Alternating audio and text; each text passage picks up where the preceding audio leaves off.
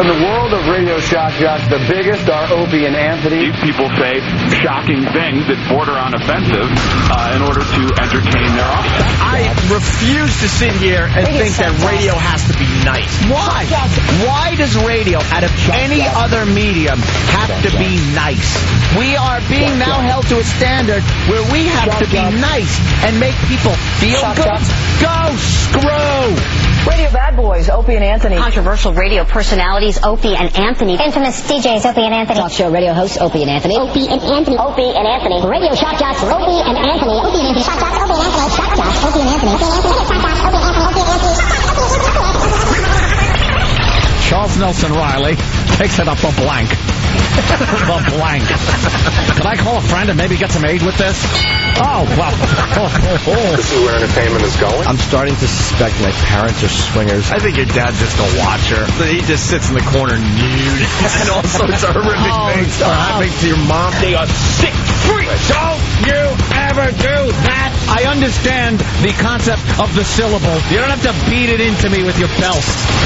It's time for people to understand these are words. If you don't like them, turn the dial. But enough of this palaver. Let's get the show on the road. The 0-2. High fly ball, right field. Ordonez backing up. He is there. No-hitter for Justin Verlander. And with that, we say good morning to Detroit. Detroit. What's up, Detroit? How about that? No-hitter. You were watching, what, the end of the game in your hotel room last night? I was watching the end of the game, but I had the volume down because I was on the phone. So I'm watching, and I see the whole Detroit team, like, jumping around in the middle of the field, grabbing each other and doing the big huddle jump thing. The hop. Yeah. And I'm looking, going, what month is this? What the hell are they... Either that or they've had a horrid season, and they finally won a game. I couldn't figure out why they were doing the big, we clinched the pennant celebration. Well, you know, our lives are June. Our lives are so effed up, you know. I had no clue what month it was. So I'm looking, and then I'm looking. It's very possible that it could have been a clinching of the pennant. I'm like, am I on classic ESPN? Or like, everything was running through my head. I couldn't figure it out. But apparently, as a no-hitter pitched. No-hitters are very exciting. Yeah. No matter who pitches it. That last out, you know, that pop fly, you're just waiting for the outfielder to muff the catch. Yeah. But, no. There you go. It wasn't, and there you go. A no-hitter. So we say good morning to Detroit. Detroit. And hello, Cleveland. How are you? Hi. How great would it be if a team just decided to celebrate a pennant win like now? Like if they had just celebrated and they had their, like, American League champs. Oh, my God. See, that's funny.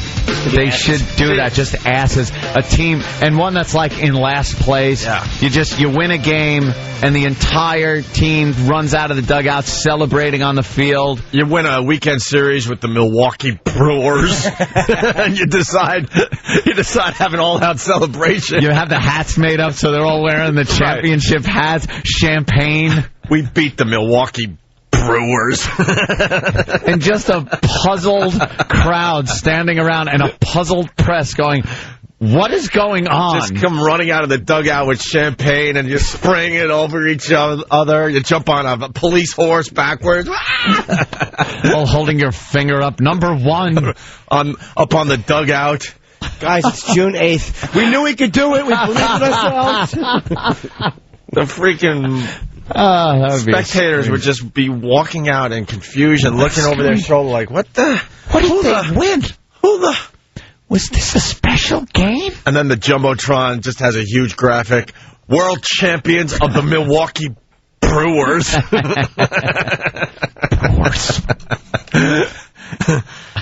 then the whole locker room's in plastic.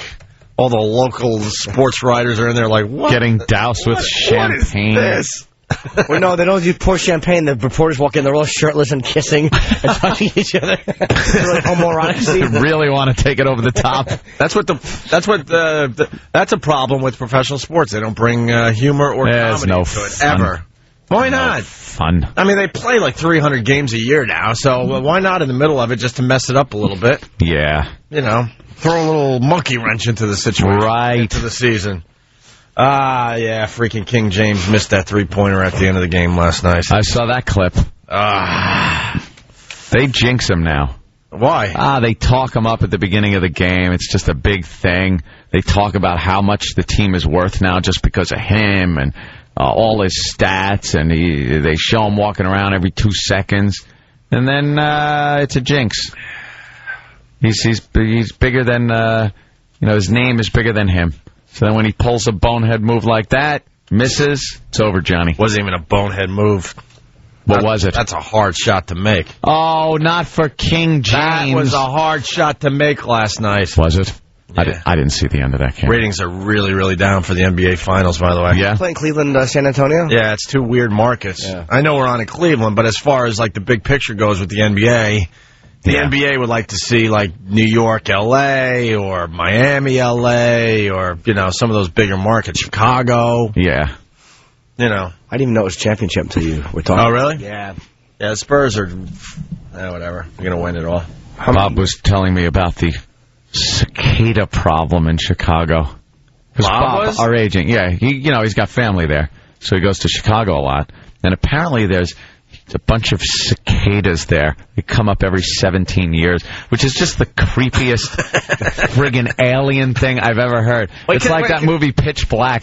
Can I stop you for a second? When was he talking about cicadas? I was with you all night. I believe maybe it was our walk back. Mine and Bob stroll hand in hand back to the Parker. I was too busy looking at Kira Sedgwick and saying, wow, that chick is hot. Yeah.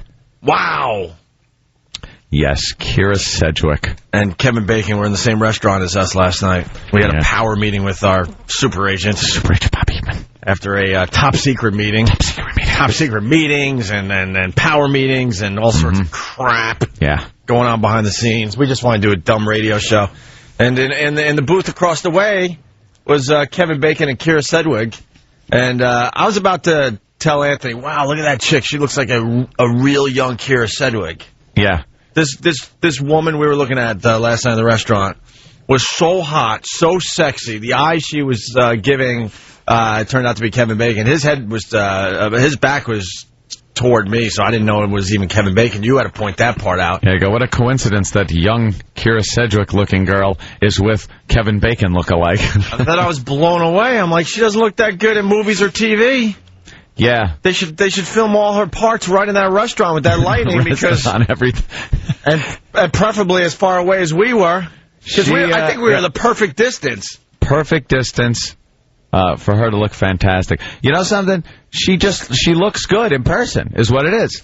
I don't know what they're doing to her on TV. She does a show called The Closer, and I don't know. She plays some kind of cop type. Detective thing, I woman, guess. girl thing. I don't know. But I see the ads, and she doesn't look as good on TV as she looks in person.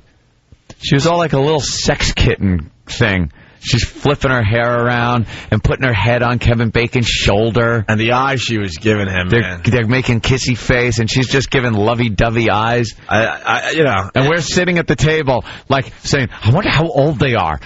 You think he's old? How much older than her is he? Is he our age? No, I think he's a little older. What about her? She's got to be our age. I think she's younger. And then Opie's hitting his BlackBerry, getting on Internet Movie Database. They're just trying to have a little dessert across the way. And we're researching them. They have no idea we're looking them up. We're just researching on our various, like, handheld devices. Having just dumb bets between us. It's like, how do you spell Sedgwick? Yeah. I don't know. Just put in The Closer. I can't find it. Put in Kevin Bacon, and then go to spouse, cross-reference. It's like an episode of 24. We're just, like, pounding the Internet. This is what your pals, your shock jocks do. Yeah. When they're not doing a radio show. Get all starstruck and try to figure out how old people are. We're so pathetic. So then it turned out you nailed Kevin Bacon. Kevin Bacon, because we went back to Animal House, and we're like, all right, he was in Animal House, and that was 76, 77. Yeah. So Kevin Bacon was in Animal House? Oh, yeah. Yeah, it was like his first role. So that was 30 years ago, so I'm like, all right, he's got to be 50. But then Ant's like, no, I think I remember reading that he did that movie right out of high school. I'm like, right out of high school, he's doing Animal House? No way, that's crazy, blah, blah, blah, blah. So then we looked it up, and Ant nailed it. He's 48. Yeah. Or he's going to be 48 in a few weeks, I guess. Mm-hmm. And then we're like, all right, Keira Sedgwick now. Okay, they've been married since 88. All right, he probably married a little young. Mm-hmm. And then we guessed her age for the most part. 42? She's going to be 42 in a month? I guessed older. Yeah. I guessed older just because I didn't want to look She's been around forever. Yeah. Yeah, and I still can't get that picture of her on the TV out of my head. Yeah. She doesn't look as good as she does in real life. She is so sexy in person, man. Wow. Yeah, her hair looked great. Wow. And then I followed him home. You stalked them. I end up stalking people in my neighborhood. We were talking outside, and they passed right by us when they were leaving. Yeah. So they made the turn up the street, and we're still talking and talking. So I go to Opie, I go, all right, go catch up to him and tell me how her ass looks. Yeah. And I was just walking home, and I did catch up to him. I thought they were long gone. And it was walk slow. It was pitch dark. This is a sign of how famous you are. It's pitch dark, and you got the restaurants, you know, Jimmy, in our neighborhood, and their outdoor cafes and stuff. And everybody was turning around and freaking out that they saw them on the sidewalk. And I'm like, how do they even know it's them? It's really dark out. They're pretty identifiable. But they were getting recognized, and all the women were, oh, look, they're still in love. Oh, Kevin Bacon. What a man. You should have just followed him home and played 6 Degrees of Kevin Bacon on your cell phone. Right. Yeah, but like real loud so he could hear you. How annoying would that be? So, anyway, the cicadas. I'm sorry. I went off on it. Oh, that's okay. I'd rather talk about them. I went off the highway. I took an exit. Bob's cicada story. Apparently running rampant. Yeah. Opie said he was with Ant. Ant said he was in a hotel. All right. So what is this guy putting 2 and 2 together that we were having a Mo relationship in a hotel? What are you getting at? Rich? Yeah. Hey, Rich.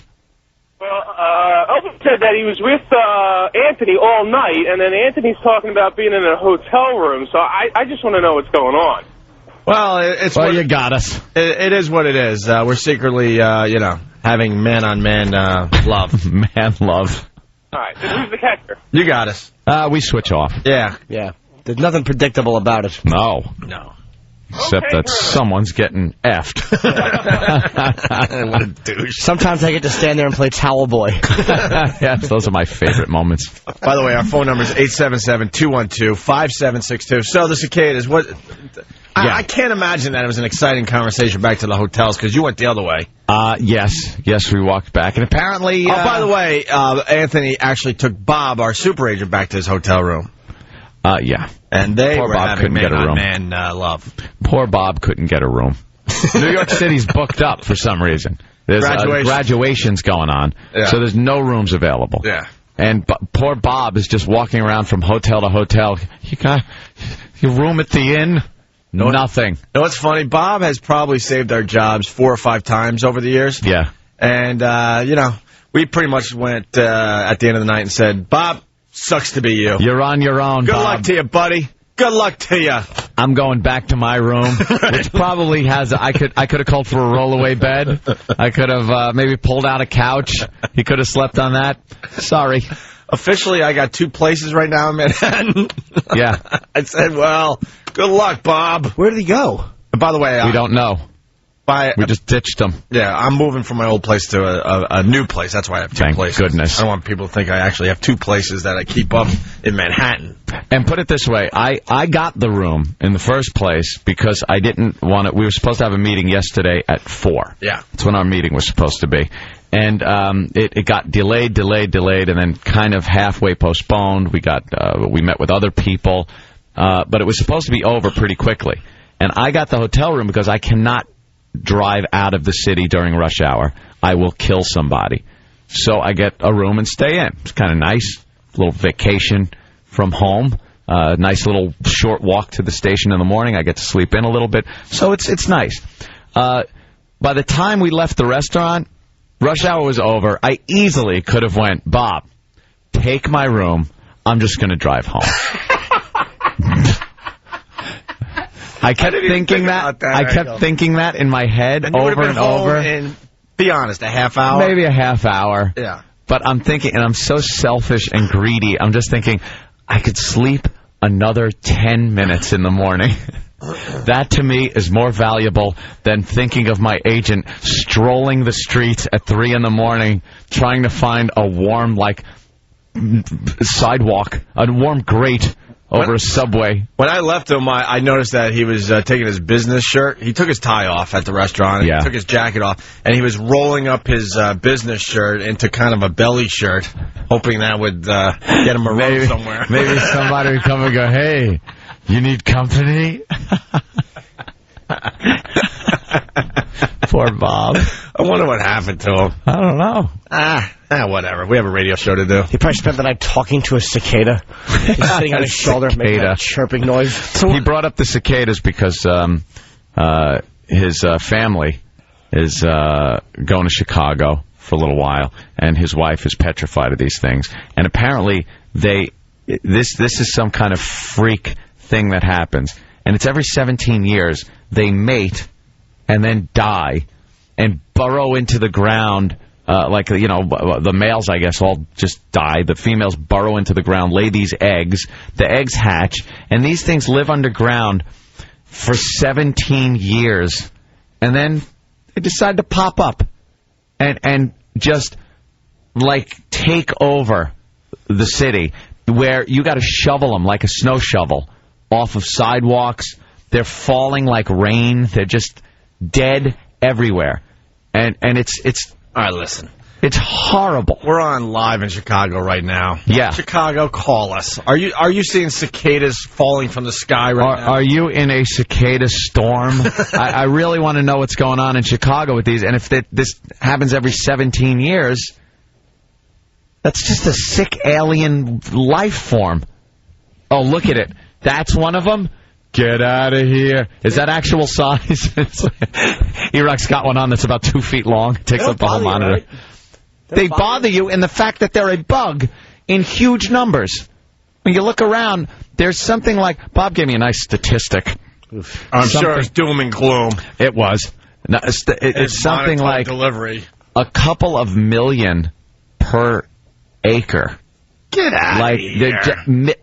Millions upon millions of these things just take over. Well, we're going live to Chicago. You know, it's they're an hour behind, so it's the sun's just coming up in Chicago. Let's plunk down the audio, see what's going on in Chicago. With the cicadas running rampant, it's got to be crazy audio here. See, there's one. No, it's just a cricket. Poor cricket. That's just a cricket. Oh, what an ugly big green bug. That would scare the crap out of me. I don't like big bugs like that. I don't either. Would you, if there were like a swarm of those all over the place, would you go outside? I wouldn't if there was one. If there was one in the neighborhood, I'd stay until it was caught or killed. All right. Hey, for the early risers, we're going to do something a little special here. Oh, by the way, Friday. Yes. After this show, we're going to be outside on the sidewalk. Yes. Might be a big day. I don't know. Friday. Might be a big day, but I'll tell you this much. Friday, we'll be out on the sidewalk after our radio show around 9 o'clock. I think you're going to want to be out there. And we're going to give away 100 tickets to the O&A Traveling Virus Comedy Tour at Jones Beach Saturday. Oh! We're going to give away 100 tickets Friday right after the show, right outside this building on 57th Street. Right around 9 o'clock, 100 tickets to see the O&A Traveling Virus Comedy Show this Saturday at Jones Beach out there on Long Island. Brought to you by Bud Light. Always worth it. Bob Kelly, one of the comedians performing, will be in studio today. Also, Bob Saget. You get to see how dirty he is. Frank Caliendo with all his great impressions. You got Jim Norton, Louis C.K., Otto and George, Patrice O'Neill, Rich Voss, Stephen Lynch, Ant and I, the O&A Village, with all sorts of things going on. The tailgating before the O&A Village. An all-day event. Tickets still on sale, right? Through Ticketmaster.com. Or you could go to Virus Tour, one word, on MySpace. Virus Tour. And I have to report the worst death I've ever heard of. Maybe when we come back, I could do that. Yeah, that's a great tease. It's the worst death ever. That's a great tease. We'll makes cicadas look like child play. It makes looking crushed by cicadas look like child's play. Speaking of which, let's go to Jimmy in Chicago. Jimmy, we're trying to take a break, but what do you got on the cicadas? Not much, guys. I love your show. We love you out here in Chicago, man. There are millions of cicadas. I mean, millions. Their windshield looks like a paintball war. It's insane. Oh, man, I didn't even think of that. When you drive your car, they just must splatter everywhere. They splatter like exploding golf balls, man. It's insane. But we love you out here in Chicago. All right, wait, Jimmy. When you say millions, where are these millions of cicadas? Well, they're mainly all in wooded areas, like forest reserves and stuff. As you go along 94 and stuff like that, I mean, just thousands. If you're on a motorcycle, you're completely screwed. So if you're driving down 94 and does your radiator get all like clogged up? I can't imagine. Did you just go local for Chicago? Going down 94? 94. Look at you. Well, it's right by the woods. Yeah. Exactly, man. It's just your grill's completely caked, your windshield's caked. You try to hit the wipers. It's just, it's insane. So, yeah. It's got to be so nasty. Just this yellow, orange, green crap smearing across your windshield. Look, Chicago, send some pictures in. I'm not buying into this cicada thing. Millions of cicadas all over the place. Well, thanks, guys. All right, man. Where's the footage? Where is it? Here's the reality. Bill in Chicago. Bill, go ahead. Yeah, I'm driving to the airport. I've been waiting for these things to come out and kill everybody, but haven't seen them yet. Well, how could you not see him when that guy sees millions? Wow, well. I think it's like a big blow-up doll or something. I'm going to go out on a limb and say it's somewhere between millions and none. No, well, our quick survey has suggested it could be none or millions. Go to Phil. All right, let's go to Phil. Thank you, Bill. Phil? Phil in Chicago, how you doing, my friends? Phil. Gentlemen. Now, what do you... Ned Ryerson, right? Ned Ryerson? Phil? Ned Ryerson? Now, Phil, you have... say it right. Phil Connor? Phil? Chicago? What's up? Phil? Chicago? Cicadas? Ned? Every time I hear Phil, I have to say Ned. Go ahead. Ned? Watch. Phil? Ned Ryerson? Hey, come on. I sure as heck fire want to hear about this. He hung up. He didn't like the bit. He was angry. I think most people didn't like that bit. Look, we improv all the time. We're retarded. Here. Sometimes it works, sometimes it doesn't. Give us a break, will you? He had a story where he said, there's millions of them that he has to clean up. Jimmy teased something after the break. We'll talk about cicadas in Chicago, and we'll give away a pair of tickets right now to our comedy show, Jones Beach, this Saturday, brought to you by Bud Light, always worth it. A random caller. Make sure you can use the tickets. Make sure you're going to be close to the venue this Saturday because we're all over the country right now. Phone number 877-212-5762. And if you don't win the tickets, keep in mind we will have 100 tickets to give away Friday right after this show, right outside the studio here on 57th Street in Manhattan. Okay? Right. More with Opie and Anthony and little Jimmy Norton next. Thank you, Paula. Hey, these cicadas. I live up in Fox Lake by Blarney's Island, and about 10 miles away, my girlfriend driveway, and they are the ugliest thing. Uh-oh. They're eating her phone. The cicadas are eating her cell phone. Paula, what happened? Can you hear me? Yeah, let's go. So you're up there at the lake there. Yeah, they're pretty bad out here, but I don't see millions of them driving. I'm driving now. Well, I hope you don't see one of them driving. I don't think that'd be very safe. Well, it says you have to shovel away the cicadas here. The what? It says you have to shovel away the cicadas. There's so many. I'm not kidding. They just drop like flies. Well, like cicadas. Shovel them off the driveway. It's nasty. They are nasty little bugs. I want to go to Chicago and see cicadas. I hear they're loud, too. Really? Well, we can send you some. Yes, I mail us some cicadas, please. Yeah. You want us to send you some? Yeah, I just want to annoy Tom all day long, I just decided. We're going to throw cicadas at him? Yeah, start mailing cicadas to us here in New York. We will. I will. I'll send you some cicadas out there. Tom has a way of taking all fun out of what we're trying to do, so let's mail him some cicadas. All right, there you go. All right, Paula, thank you. Hey, you guys are awesome. I listened to you guys back in Cleveland. William in Chicago, what's going on? Oh. Why, when she was such a fan? Yes, William. Yeah, they don't, the cicadas, okay, they're about between 2 and 3 inches long. They're very reasonable where they're at. They don't eat, bite, sting, drink, anything. All they do is mate and die. They live for about 14 days.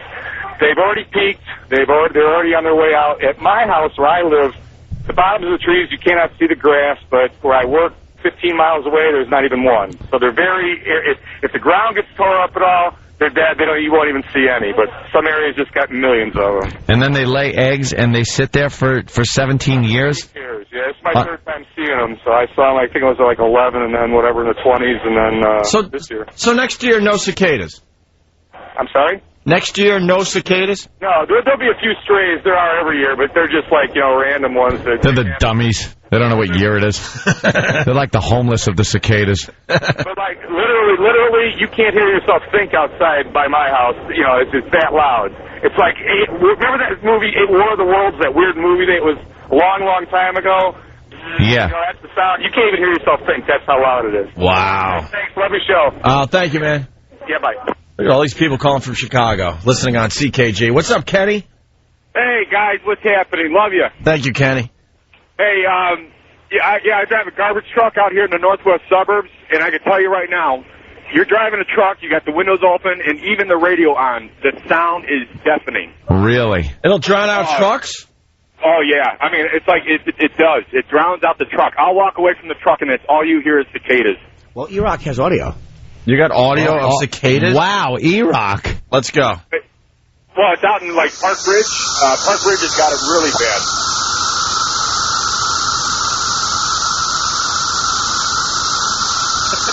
That is the creepiest crap I've ever heard. Sounds like a soundtrack to a horror movie. Yeah.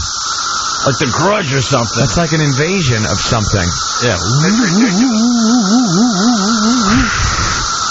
All right, Kenny, thank you. Bye, guys. Kenny in Chicago.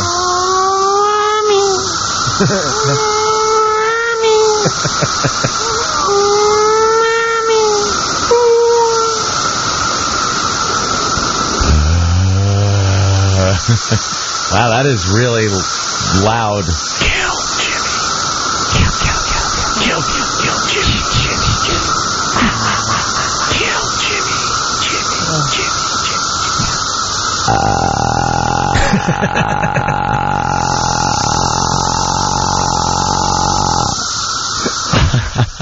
Someone's not going to be happy with us. That's creepy. I tuned them in this morning. They don't even prepare. They're just making noises over cicada sounds. They're making noises. We're paying them how much for this?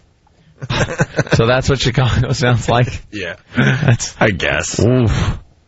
All right. Jimmy, to you. So I think I know what you're getting at here, but we have a horrible death that happened overnight. It's called the worst death ever. You're going to call it the worst death ever? No one's ever suffered a worse death. And I mean, you want to go back to the time of 15th century Christianity when they were torturing people. This is the worst death. The Spanish Inquisition deaths.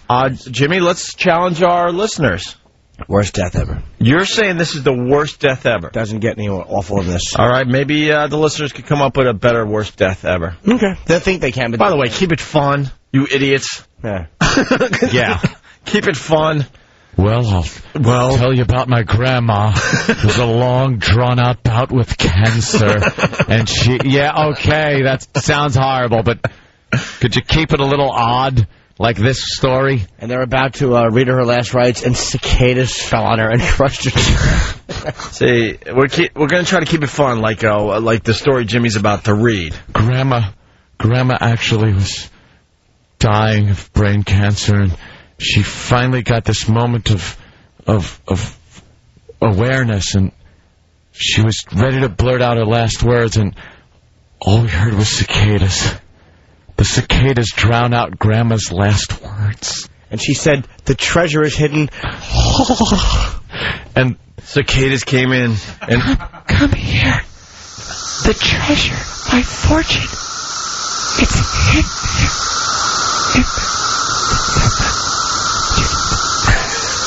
What, Grandma? What? I'm sorry, she's gone. Son of a bitch and bugs! Every 17 years, you got to be reminded you're broke. I'm picturing Grandma dying of cancer. She was a miserable woman, so her kids weren't around. Yeah. She spent her last days in her room dying of cancer, too weak to get out of bed. And she was able to get out of bed just to open up the window in Chicago to get a little fresh air. Maybe the last breath of fresh air. Listen to the birds tweeting, maybe, and beautiful day, a sunrise. Before she meets God. Before the Grim Reaper comes in with his sickle. That's the only way to say God now, you know. God. Before she meets God, she opens up the window and gets some fresh air.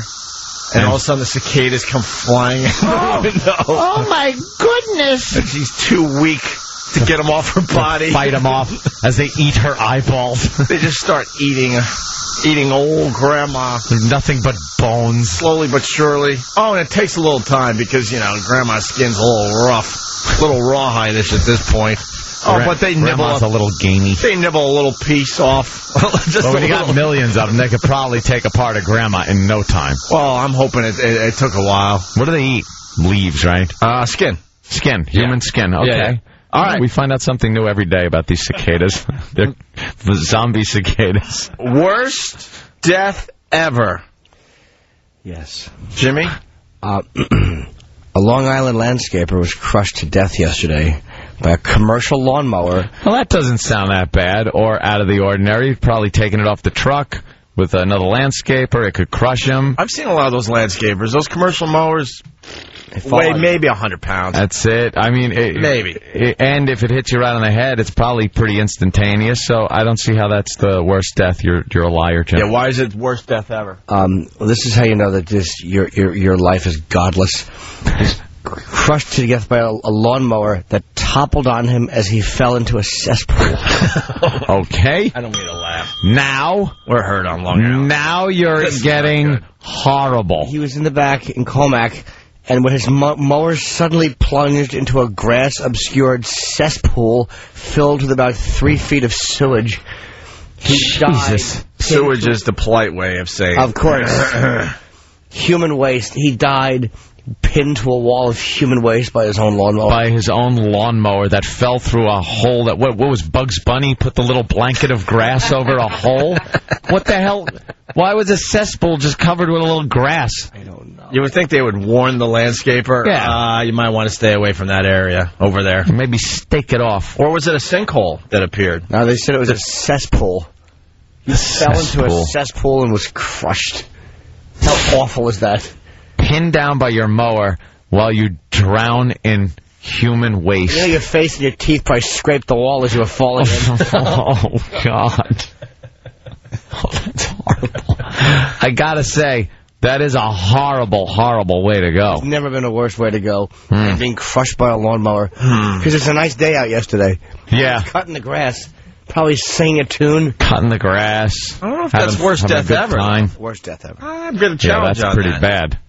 What could be worse than being in human feces and being crushed at the same time? Well, you have to tell other people in heaven. You have to see your relatives. Oh. What about the guy? I'm going to have to get the story, but his arm got caught in like a chocolate-making machine. That's fun. Ooh. And then his whole body was dragged into the machine, and he died in a vat of chocolate. That's a yummy death. That's yummy. Well, death is yummy. Kind of like the cesspool guy, color-wise. Yeah. They both look the same, but I don't know. I don't know. I think chocolate doesn't make it as bad as human waste is what it is. Well, chocolate's fun. We challenged Jimmy today. Worst death ever. We'll see what the listeners come up with, okay? Boston, you can't contribute to this because I think the show just started for you, so I'm sorry. Oh, right, with the delay. Yeah. Although they do have a doozy. Huh? Although they do have a doozy. What do you mean? You're just driving to work and a giant steel plate falls on your car and crushes you. Yeah, that's worst death ever. That's a pretty bad one, but... Quick. Huh? That's quick. We get the manhole covers here in New York that just pop up and crush it every once in a while. Or you walk your dog, you get electrocuted because he takes a leak on a pole that's not wired properly. That's a bad one. Or we had one, those grates. Someone's walking over a grate, fell 25 feet to their death. I don't walk on them. Sometimes you're forced to, though. My mother fell through one when she was very young. No, she wasn't. She told me how she did when she was a little girl. She fell through a wooden one. No, she wasn't. Didn't. You think? Did she really? How far did she fall? I don't know. She didn't die. Well. You think that led to her being a swinger? Oh. I don't know what she fell onto. Con Ed worker. Hey, toots. I'm in Bermuda right now. My father's got a Polaroid out. With a digital camera. Trying to hook it up to the computer, but he said he's mass mailing up one of those email lists. All those digital photos. Go to a swinger site and just see. Oh, imagine that. You're just trolling the web one night. If you weren't listening to the show yesterday, Jimmy is suspecting that his parents might be swingers. Just because they're vacationing with another couple in Bermuda. Bermuda just sounds like it could be the swingers capital of the world for, like, old swingers. Yeah. Yeah, where you go there and, like, people that are into that lifestyle know where to go. Ann had a great theory about some of these sexual practices, like the, how do you say it? The, leave the for the young. Oh, yeah. That's one of my favorites. Let's just put it this way. There's things you do sexually that make a lot more sense when you're younger. Just meant for the young. Right. There are things you do in bed that are meant for the young. Meant for younger people. Oh, like when you're kneeling and you like look up and you see the other person's toes and you're like, oh. Well, yeah, things like that. There's there's a certain things where perhaps you're looking at the girl, and she's looking at the headboard. Let's just put it this way, because we're heard in Buffalo, close enough to Canada. You're both watching the hockey game. That old gag. Yeah. That old gag. That one.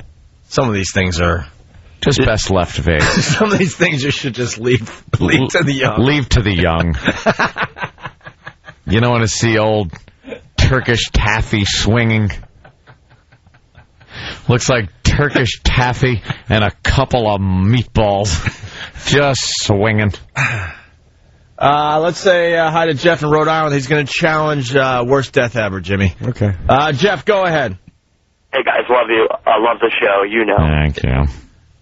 Vince McMahon's death was more tragic than that. Well, Jimmy, you're right. Vince McMahon was incinerated, it's looking like, in a limousine. Yeah, his limo blew up. Now, you might be saying, oh, my God, you're kidding. Why haven't I read this in the newspapers or seen it on Fox, Fox News Alerts, CNN? This should have been all over the place. But apparently, just the WWE website is reporting the untimely death of Vince McMahon. Still speculative, though, because they have not found a body. And his family is going to make statements today. Statements are being made today. I'm sure those statements will be picked up by the AP. Of course. Sam is following this story very closely. Sam is our correspondent, our WWE correspondent, Sam. But I'm thinking we might have to take him off of this because he's a little too emotionally involved. He's our wrestling douche. That's the title I would have picked. Okay, take off wrestling. Now you're still pretty shaken up about this whole thing. Yes, last night's ECW broadcast that Taz did play-by-play for was in memoriam. Oh, it was? Yes. Was Taz, like, a little broken up about the whole thing? Yeah, I mean... That's interesting. He probably had time to reflect after yesterday's show. Yeah, that's what I'm getting at. All right. Thank Maybe you, that's Sam, because he was on our show yesterday, and he basically told everyone he doesn't give a crap as long as he continues to get paid by the McMahon family. He just wants to get paid. And he was worried that his car might blow up because it was about 70 feet away from his limo. I hope you heard that on our show yesterday. But yesterday he took a different tone, huh? Yeah, I think he might have been... He wasn't the sarcastic bastard that he was on our show yesterday. Gave it some thought. He was in a state of shock yesterday morning. Oh, okay. Some people go into denial, is what it is. And that must have been what he was in when he was laughing about it and talking about how goofy it was and how old the limousine was that he got into and how the leg coming in and out of the limo looked like a fake leg. But there it is. I just watched the explosion again. My God, Sam's turning his head. He can't even look at it anymore. So what's the latest now on the investigation? Well, can I ask Sam a question? Are you going to ignore the fact that we did our own investigating and we called Wilkes-Barre, the police department, and we found out that they actually filmed Vince McMahon's death a day before it actually happened? We're not even kidding. We called the police department down there and wanted a statement from the police department. And the police department's statement was, that was filmed on Sunday. And then apparently Monday is when they showed it. Now, Sam. Now, Raw is broadcast live. I think the police department were probably not informing you of the correct information. Why? Couldn't be correct. Well, that's probably why, as Sam was going to report, the FBI has now moved in. Yes. To take over the investigation. They're not a good police department there, obviously. Oh, okay. So now the FBI will probably... The fact is, Taz had nothing to worry about as far as his car goes, because the explosion happened the day before when there were no other cars in the area. Why would there be when there's stunt people and pyro coordinators around a vehicle? You do realize they flew stunt people into Wilkes-Barre. I don't think that Wilkes-Barre's not the movie capital of the world. They actually had to fly these people in. Well, whoever flew them in, I think, is probably my prime suspect now. Oh, okay. All right. More suspect. Was there any clues last night as to who might have been responsible for this? Well, I couldn't watch the whole broadcast last night. Why? It was on late at night, and I get sleepy. This seemed... Sam... Plus... it's too emotional right now. Oh, okay. All right. I'd rather hear that than hear maybe you were a little too tired to watch since you're so emotional. So what's the latest on Vince McMahon's death? In this? Well, his body has not been recovered, but it could have easily been incinerated. Yeah. So you're saying that the inside of that limo could have reached temperatures of a crematorium, or probably an atomic explosion like Hiroshima? Could have been. There's not a fire hot enough to incinerate that ego of his, okay? At least his ego. They would have found his ego, at least. His ego lives on. Yeah. Right. Not a bone or anything? Nothing yet. Nothing yet. But the FBI is on the case. All right. And what else? Were the FBI agents that showed up, were they dressed in FBI attire, but really very muscular guys? Well, you have to be very strong to be an FBI. Oh, is that it? Were their muscles bulging through the uniforms as they walked out? And the McMahon family will issue a statement on the WWE website. Later. Video statement or just a written statement? Because I would like to see their emotional makeup. I want to see who's upset about this. When does the rest of the world pick up on this story? Yeah, when does Fox News go all day with just coverage on this investigation? I don't know. I think they're probably so busy with all the big news stories that are happening, they figure they'll let the McMahons have their time. Oh, you're saying they're being sympathetic. Yes. Oh, okay. They're letting them mourn a little before they move in, like the vultures they are. Yes. And take. Wow, this is the first time I've seen that. Yeah, Anna Nicole Smith was still warm, but Vince McMahon, they're going to let him rest in peace for a while. Well, they haven't even found his body, and they're giving it some time before they. Well, thank God the FBI has such crucial evidence as the videotape of the entire event. Yes. In HD. Thank God. Thank God. All right, there's the update on Vince McMahon's death. From, as Oak said, the wrestling douche expert. What do you wear when you go to bed? Do you wear little footy pajamas? I picture him in like a one-piece footy pajama thing that buttons up the side. With the hatch in the back, so if he's got to make poopy. Sam was getting the latest on Vince McMahon's death as he was eating chicken fingers and the rest of his 8-year-old diet. His infant diet that he eats. Yeah. Where the hatch is used at other convenient times. Somebody who may have had a little too much whiskey. Watch, I guarantee this is going to be good. Guarantee this is going to be good, and I don't know the answer ahead of time. Yeah. What did you have for dinner last night? Last night? Oh, I heated up a slice of pizza and had some Doritos with that. I told you. And a glass of milk. He eats like an 8-year-old and a glass of milk. We got a lot of parents that have 8-year-olds out there that listen to us. They're laughing even harder because this kid. How old are you now? 23. 23 still eats like he's 8 years old. Nothing but chicken nuggets. No vegetables, no healthy stuff. It's nothing. Fish sticks. Do you eat fish sticks? Yeah, fish sticks. A lot of soda, a lot of mac and cheese. What else? Like fancy cereals? No mac and cheese. I don't eat any pasta. No mac and cheese. He doesn't you don't eat pasta? It's just not something I eat. Too adult. He does eat raw potatoes, though. Yeah. What? Isn't that kind of starchy? No, it's good. Eat raw potato with salt.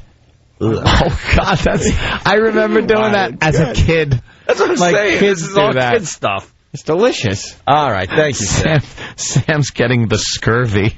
What did you have for dessert last night? You need some vegetables and fruits in your diet. He has to have a dessert every day, too. Oh, right. What was your dessert of choice? I think I had an ice pop last night before bed. Was it one of those plastic ones in the plastic thing that you push up? No, we ran out of push-ups. But, my girlfriend did actually buy me Flintstones push-ups last time she was at CVS. Oh, Flintstones push-ups! They're all gone, though. They were orange.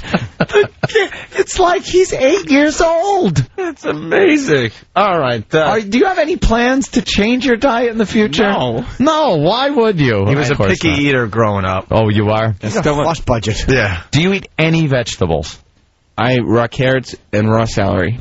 And is it in a little plastic bag in your lunchbox when you come to work? They're all cut up for me. I picture him. Yeah, they're all cut up nice. I picture him coming in with the little plastic bag with chocolate in it, like the powdered chocolate, and he pours it in his milk and shakes it up. Chocolate milk.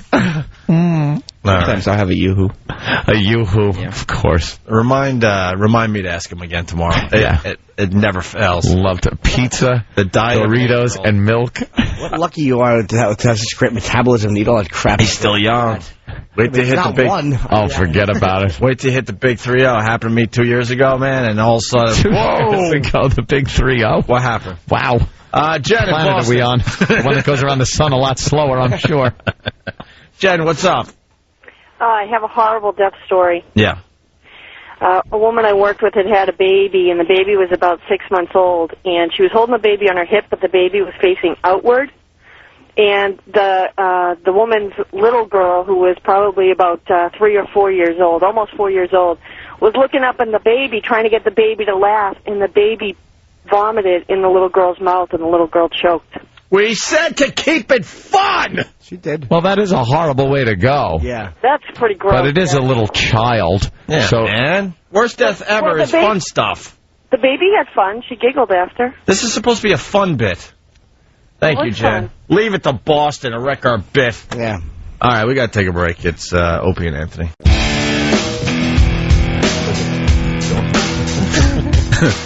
Lots going on the Opie and Anthony show. Where's that video I told you to keep up? Oh, come on, E-Rock. Thank you. We were talking about, well, now we call it yuffing. Yuffing, but it's yiffing. I think it's yiffing. We got the wrong info at the time, so now we like to just say it's yuffing, I guess. But we were talking about this virtual reality game. Yeah, Second Life. I don't even know if it's a game, really. Yeah, it's an online experience. It's, online experience, sure. You know, there are things. It's an online world. It's called Second Life. You make a character and live your life virtually online with a bunch of other people. There's huge amounts of people. You do business. You build places. You buy real estate. You open businesses. You know, it's just this Second Life is what it is. But some people, like in our own real life, there are sexual deviants and asses. No, I don't think this one's a sexual deviant thing. I think I think it's a guy that's just being an ass. And ruining everyone's gaming experience. Yes, there's a difference. I truly believe this guy's not a deviant. He just wants to be an ass. So for all the people, he's ruining everyone's good time. Trust me, we're gonna give you a video that you're gonna check out all day today, and you're gonna pass on to your friends. Yeah, absolutely. So if you're in front of a computer, go to we gotta give him a plug today. Go to YouTube and put in free hugs in Second Life. And check out the video that comes up. You want to explain the video, Anthony? We can't get enough of yuffing or yiffing videos at this point. Yeah. Obviously, it's from the perspective of another character, and you're looking into the game world. And it's amazing the environments that this game has. Inside buildings, everything from inside, outside. Inside clubs. Grass parks. Yep. The beach. Inside clubs. Yep. In the woods, camping. There's just a multitude of locations where people go to experience a little bit of fun, camaraderie with new friends that they've made. And then there's this guy who made a character that walks around holding up a sign that says free hugs over his head. Explain the guy before you give away the... Well, the guy is a big fat guy. His character is big and fat. And bald. And he's got a weird looking, like Tor Johnson face. Right. By the way, right there, do you have to? I know. I was gonna go there, but the guy's got a dead guy's ligament in his knee. We'll get into that in a second. We welcome Bob Kelly to the show. If Bob Kelly was animated, you would look similar to this guy, Bob. Oh, God, that's terrible. In every way. By the way, when you see this video, call the show, because I think you're going to be laughing hysterically. It's Free Hugs in Second Life on YouTube. But go ahead, continue. Now, beer belly. Don't forget the beer belly. Beer belly, a huge beer belly, and he's completely naked. Completely naked. But not only completely naked, he is very well endowed to the point of freakishness. To the point of... It's beyond anything that could actually be in reality. It's probably 3 feet. Yeah. 3.5 feet. Yeah, it's just ridiculous, this animation. And as big around as his neck. Right. And he's walking around the game. He's fire. Yeah, and he just walks around thrusting his pelvis around. So as he's doing this, the physics in this game seems to work very well, because as you would move something forward, if there was something hanging from what you're moving forward, it would flop up and down and up and down. It would pretty much hit you in the forehead. Right. If you did it right. An angry elephant seal. Yes. And that seems to be what this guy is doing. But he doesn't just do it standing there. No. He walks up to people that just want to have fun being part of this game and shakes it in their face. He is just... but then he'll do it to inanimate objects, a fire. Is this a montage of this people's guy doing campfire? And now he's at the beach, and people are just sitting in beach chairs, and he goes up and starts hitting people with it as he's holding this big free hugs sign over his head. That's what makes it, like you said. He put it through a sign that has a big mouth open. What makes it is the fact that he's wandering around with the free hug sign. Yeah. Just an ass ruining everyone's gaming experience. There they are sitting in their beach chairs as he is just smacking them. And there's an animated character just slapping his face like, get away from me. Yeah. And then there's another guy with his own problem at the beach. What an ass. There you go. So have fun with that. Free hugs in Second Life. By the way, don't go anywhere today. We got, I believe, audio of Paris Hilton making a phone call in jail.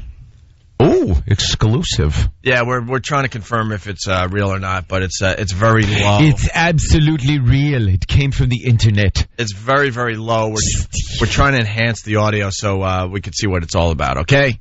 Right. Why can't they get those to actually sound right? Because it was picked up. It was picked up sometimes on something that's not on all. It's picked up from like a third party thing. I hate that. It's like you got to listen and it's crackly. Well, the other problem is it's being dubbed so many times or getting copied. Oh, like an old Jerky Boys tape. Yeah, exactly. So it's getting the quality's going down. But we think we have a pretty good copy. I can rebuild it. So hopefully we'll have that on the radio in the next 10 or 15 minutes. Bob Kelly in studio. Bobby, how you doing? He limped in. Yeah, he limped in again with that goddamn knee of his. I can't wait for the day that you're walking normally. I don't remember you walking normally anymore. Yeah, I can't wait for the day either. Steve was like, "You want to do a call-in?" I'm like, "No, I want to come in. I want to get out of the. I've been in the house for 2.5 weeks." I gotta come by and see you. I'm sorry, I haven't come by and see you. I've been busy. Yeah, thanks. What does that mean? I feel bad. I'm meaning to come by and see you and the dogs. Yeah, there's one way to start. Come by and see me. What do you do to his dogs that's awful? Nothing. I'm very nice. He's made my dog Kelby used to be antisocial. Nobody liked him. He liked nobody. I actually got it. The other dog I got because my first dog, Kelby, sucked. And you wanted a good, fun dog. As a dog, just sucked. Nobody liked him. And then he came over one day and transformed him into this regular dog. Now he gets excited. He licks people's faces. How did you do that? I'm very loved in the animal kingdom. Are you? Sorry. Animal kingdom. Very loved by animals. My dog actually can't hold his breath when he comes over. He and just yelps. He starts screaming, but it's not like a bark. It's a scream like, he's here. All right, what are you doing to Bob's Yeah, dog what the hell are you doing? When Bob goes into the other room, what are you doing? Oh, I'll tell you. You gave him something. Is there peanut butter missing when you go to make peanut butter sandwiches after Jim's been over? I just pick him up over my head. I go, look at you. I just hold him under his little arms. I shake him around. I hold him by my head, and I go, look at you. He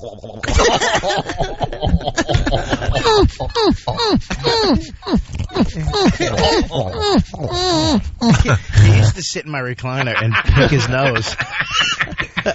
Yeah, here's what I've heard. He used to sit there and pick his nose. We'd eat lunch, everything would be cool, and then Jim would always pass out in my recliner. And my dogs he'd be right on him, just sleeping with him. It was just awful. And then you look over and he would pick his nose and feed it to my dog. Why not? So that's the secret right there. That is awful. There's something in your snot that the dog can't wait You to would get. feed your boogers to his dog. Well, who wouldn't? That is such a violation of your property. But the thing is that I tried it. It's hilarious because they really don't know that it's a booger. They love it. It's almost my dog actually sat. Everything I taught him with a biscuit, he did with a booger. Like it was a little biscuit or a little chew toy. Yeah, but I'd pick a regular little boogie. He picks like half of his brain comes out, and he swings it around his finger until it wraps around like a piece of gum, and then he feeds it to my dog. My dog actually choked on one of his boogers. It wraps around his finger like a tether ball. Oh God! Stop it! By the way, Stephen from Bayshore on the Instant Feedback. You can get to the Instant Feedback through our website. Bob, is Bob able to walk better, or does he still blimp? That's a good one. That's kind of funny. That's a good one. I've gotten actually. Have you gained weight? Since this happened? Since the last time we saw you? No, pretty much the same. Oh, yeah? Yeah, pretty much the same. I didn't. Yeah, you look just as fat. I didn't give. Nice. Jesus Christ. Bob. So let's for the newbies. I mean, Bob was on Tourgasm with Dane Cook on HBO, and you broke your knee, for everybody on HBO. Yeah. With the famous clip. We have the famous clip. How many years ago was that? It's 2 years ago. Jesus Christ. And his knee's been effed up since then. You guys were doing a little touch football. Do we have the clip? There are veterans that have been shot in the knee with a 50 cal. Time out! And they can walk. What were you doing on the cell phone, E-Rock? Oh, boy. Oh, no. I need you. Yeah, we're having problems with this computer here getting the audio out, so I was talking with Mars trying to get this working. All right. I apologize. But can you get the Bob... You got the Bob Kelly clip at least? It's a bit we do. I was... E-Rock, unfortunately, one day was explaining himself and was so nervous he was drinking fluid. Yeah. So now every time he talks, Ant's got to do the fluid thing. Yeah. He gets nervous and his mouth gets dry, so in the middle of the conversation, he drinks something and he's like... But he drinks things that make your mouth dry like iced tea. He's like, okay, well, I was getting the thing up at the...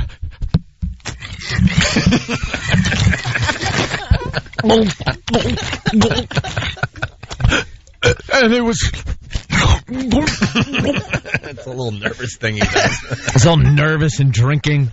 He might have just did it once, but to us, that's what he does. It happens every time, and it's just really distractingly he loud. He might have just been thirsty. We don't even know. But you guys are really... But who cares? Magnifying glasses of the zits of life.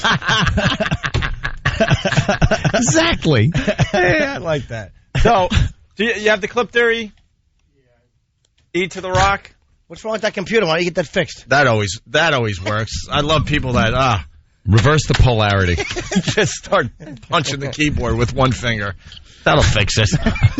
No, it's like, get that fixed. He really was just banging on the keyboard like a chimp. What is wrong? Oh, no, he's using his thumb. He's never wanted a piece of equipment to work more in his life. Attaboy, fan. What do you got? You tell him, Fan.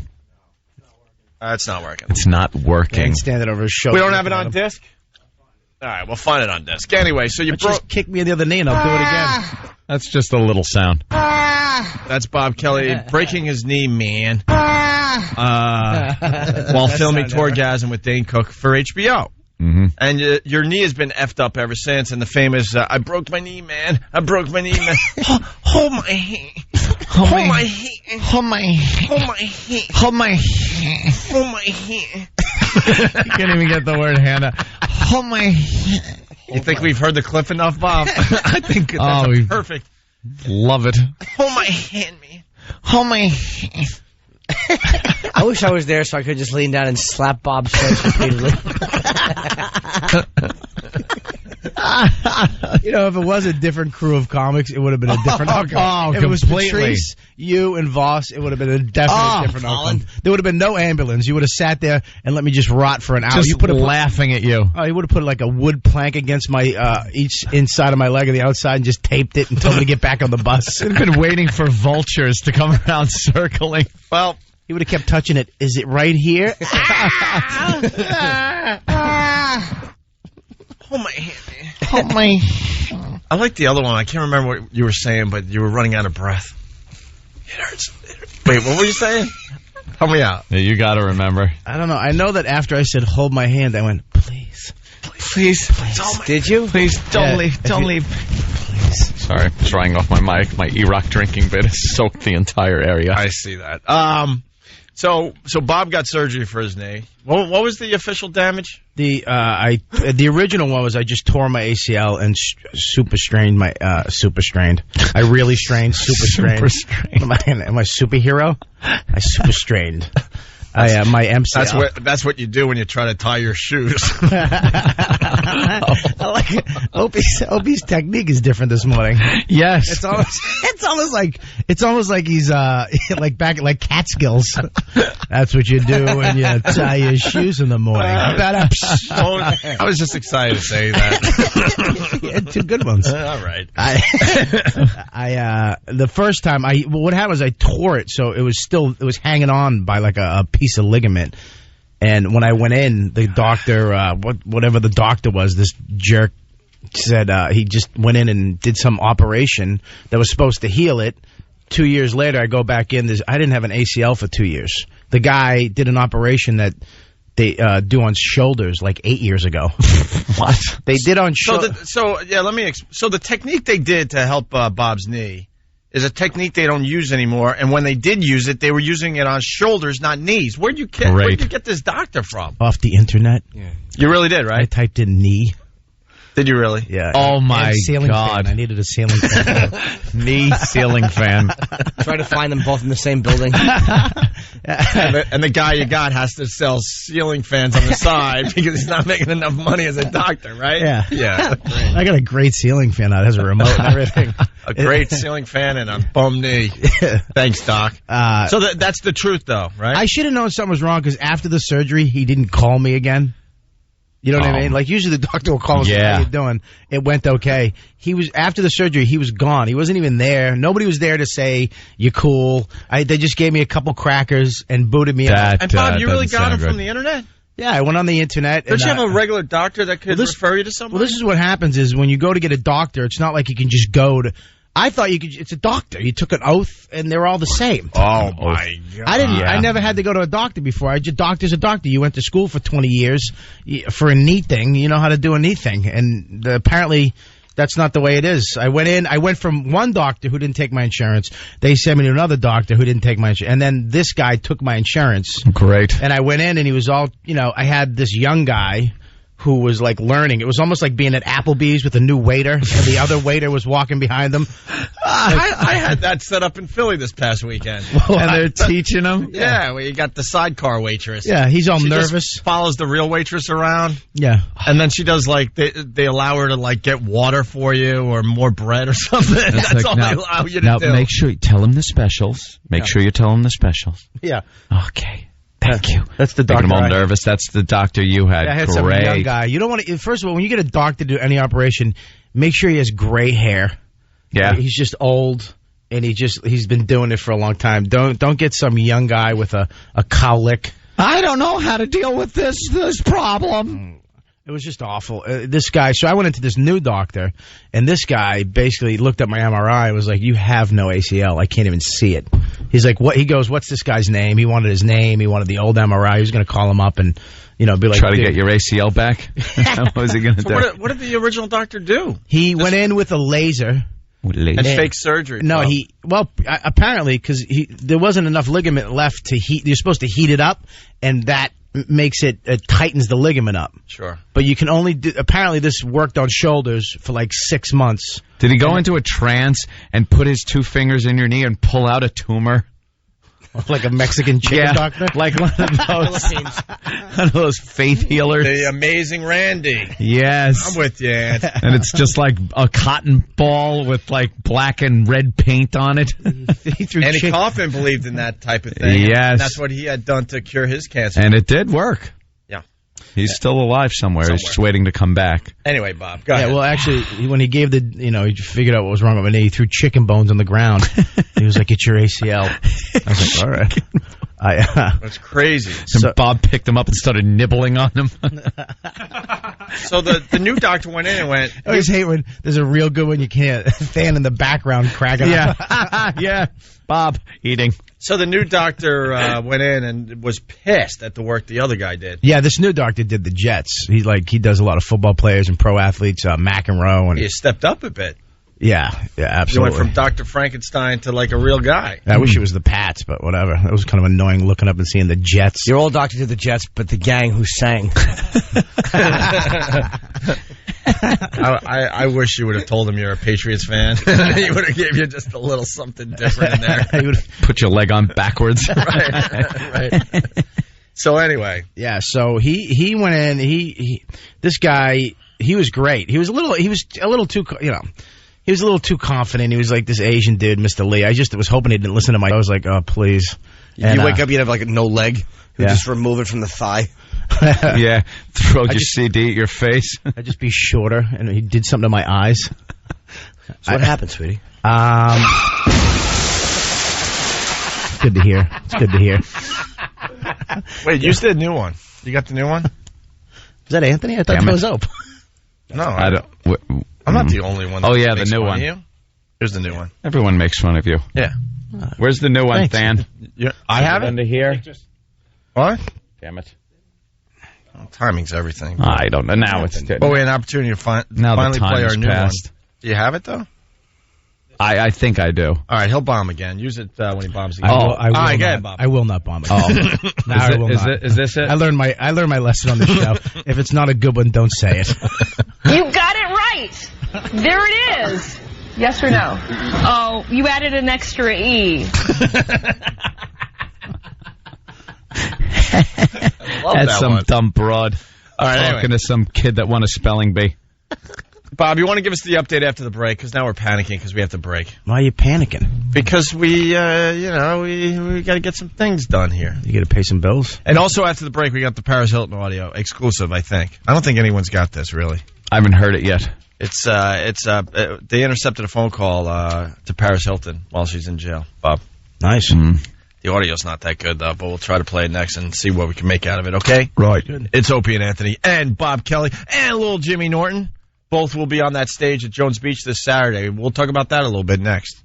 It's Whip 'em Out Wednesday. I just got wild. I got wild. Hot damn, I just got wild. Oh, thank God for Opie and Anthony. Thank you, Opie and Anthony. Get a wow sticker, get flashed, get happy. Details on it. God forbid we mention a website. Opie and Anthony. 92.3 K-Rock.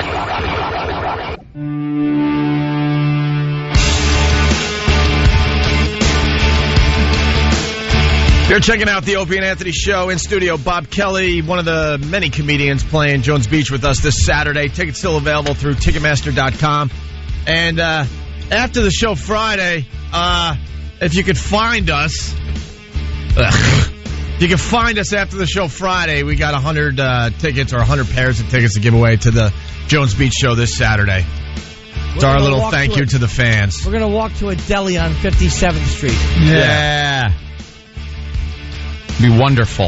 I hope Bob is. I hope Tom is okay with how we said that.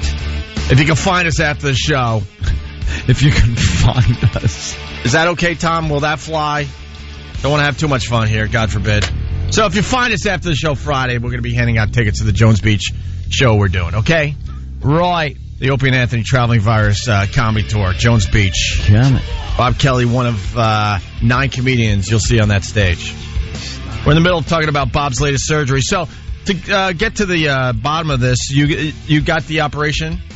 I got the new operation. The new operation is doing very well, and we learned that you have a dead guy's ligament in your body. That's got to be creepy.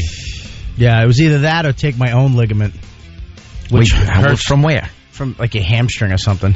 Yes. Which hurts twice as much and takes twice as long to recover. Yeah. And then they said, I was like, what's the only difference between taking mine and taking some dead guys? And they were like, AIDS. No. Yeah. The AIDS and Hep.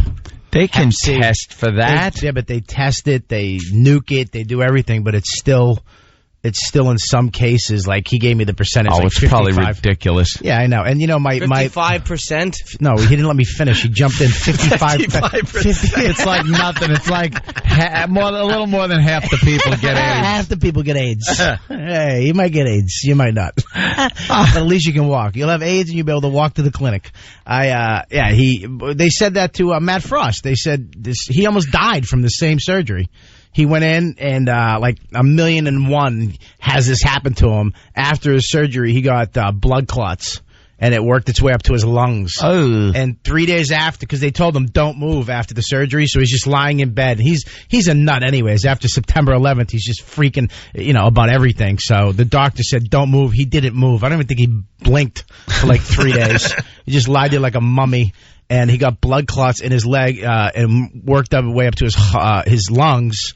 And if he didn't go to the hospital, he would have been dead. I didn't know there was something wrong.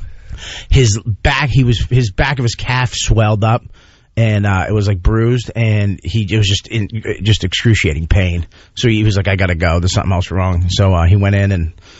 Man. Yeah, so there's always that one chance that, there's like a 1 in a million. There's a percentage that, this dead guy, even though they nuked it and fried it and cooked it in olive oil, he's going to get you. That he's going to get me. That he's going to get you in death. Are you having creepy dreams or anything? Yeah. I don't know if I'm a fan of dead guy parts of me. It's creepy, right? Yeah. I had a dream that... He's having dreams that he's an architect, and he has 3 sons and 3 daughters. Yeah, I don't know if I would mess with that stuff. Well, it's just like a piece of rubber. They just drill holes in your bone and stick it in yourself and tie it off. But I can actually. But it's from a dead guy. That's got to be a little creepy. Yeah, it's a little creepy. I had a dream guy lived a life. Barely. Like that ligament, that was there. Please tell me it's from an 80-year-old man. No, it's from he's a 40-year-old man. 40? Yeah, she wouldn't tell me what color. How'd he die? Why couldn't they you wouldn't tell me that? They only told me she got mad at me because I was asking her, what'd he do? Was he smart? Did he play? Was he smart? It's not a brain transplant. Yeah, what do you think? You're going to get a little smarts out of it? I hope he's not dead. He just lost his leg in a car accident, and he's going to come searching you out. He lost his leg at the hip. Right. They just took his ACL out and gave it to... He fell asleep in a hotel room with a chick. Woke up. I've taken your ACL. Get to the hospital. He's going to limp along, trying to chase you down. If you want it back, go to Jones Beach this Saturday night. Instead of like $50,000 they get for a liver, you only get like $10 for an ACL on the black market. You took my leg for $10? I would have gave you $10. So do you feel like jumping or anything? Yeah, I can actually dunk now. All right. So is that it? Yeah, I'm pretty sure it was from the Upper East Side, way upper. Yeah. Yeah, I slam dunked on this leg. Do you ever think white chicks love me for 40 years? Yeah. That thing was just somebody else. It learned to ride a bike. I don't understand. And it hung out it was in a little pool. It helped kick a soccer ball with Dad. Yeah. You creep. And then it went out. It had sex for the first time, and it was being used, And then there it is now. It's in Bob Kelly. My knee's been in doggy position? Yeah, it could have. It was flung back by his face while he looked at another gentleman. Jimmy's always got it. I was going to come up with a cute little, his legs are swinging off a dime rock as he's fishing, and Jimmy has to go right for the knockout punch. I'm trying to paint the Norman Rockwell scene. That's what I was trying to do too, man. I like yours. I like the little swinging off the dock. Yeah. A little bobber in the water going up and down. Just a happy life being had by all, and Jim takes it right to the edge of the cliff and kicks it off with. Fast forward a few years, the doctor has it in his mouth because his hands are busy. Yeah, he's cutting away and doing whatever he has to do with his two hands. So he figured, I'll keep the ligament in my mouth until I have to put it not in that far-fetched. Body. Before those surgery shows on TV, didn't you always think that surgery was this very precise, very delicate procedure, like scalpel? And very gently cuts and then uses this instrument. They are pulling, tugging, chiseling. They have like power tools that the only difference between me using them on a job site and these guys is that it's been sterilized and it's covered in some kind of plastic. But they're drilling holes with Makita drills, banging away with like a claw hammer. I have a screw in my leg. And half of the pain after surgery is him going in and just ripping my muscles off of bone and digging away, like, hold this, put this there. They did. Get that out of my way. The worst was, like, I saw them using a chisel on someone's hip bone. Like they were putting in an artificial hip, and because the socket was so worn away, they have to chisel pieces of that away to get, like, the burrs off of it. So the new little Teflon piece they put in there sits right. Yeah. And there they are. Wham, wham, wham with a hammer. Yeah. And then they buff it out with a thing. It's like they're working on cars. Yeah, you put a screw in my knee. I have a screw. Yeah. And you would think it would be like this slow, meticulous turning of the screw. They're there with a ratchet going like a spark plug. The scariest part is that you're in there, and you're talking to everybody and everything. Yeah, all right. And then you just wake up. You just wake up 2.5 hours later. And it's done. You just wake up and someone's feeding you crackers. It don't feel like 2.5 hours. No, huh? You're literally going, yeah, man, I'm just, and you wake up, I need water. That's what it feels like, too. You're falling asleep. Next thing you know, you're waking up. You don't even feel falling asleep now. It's like they don't even have you count to 10 or anything. It's like, and you're out, and you wake up, Mr. Kelly. You can't even talk. You can't, your knees just wrapped. Oh, my. Does it hurt when you wake up? Oh, it's awful. You just wake up and you slowly you're struggling to gain consciousness, which is the worst feeling ever.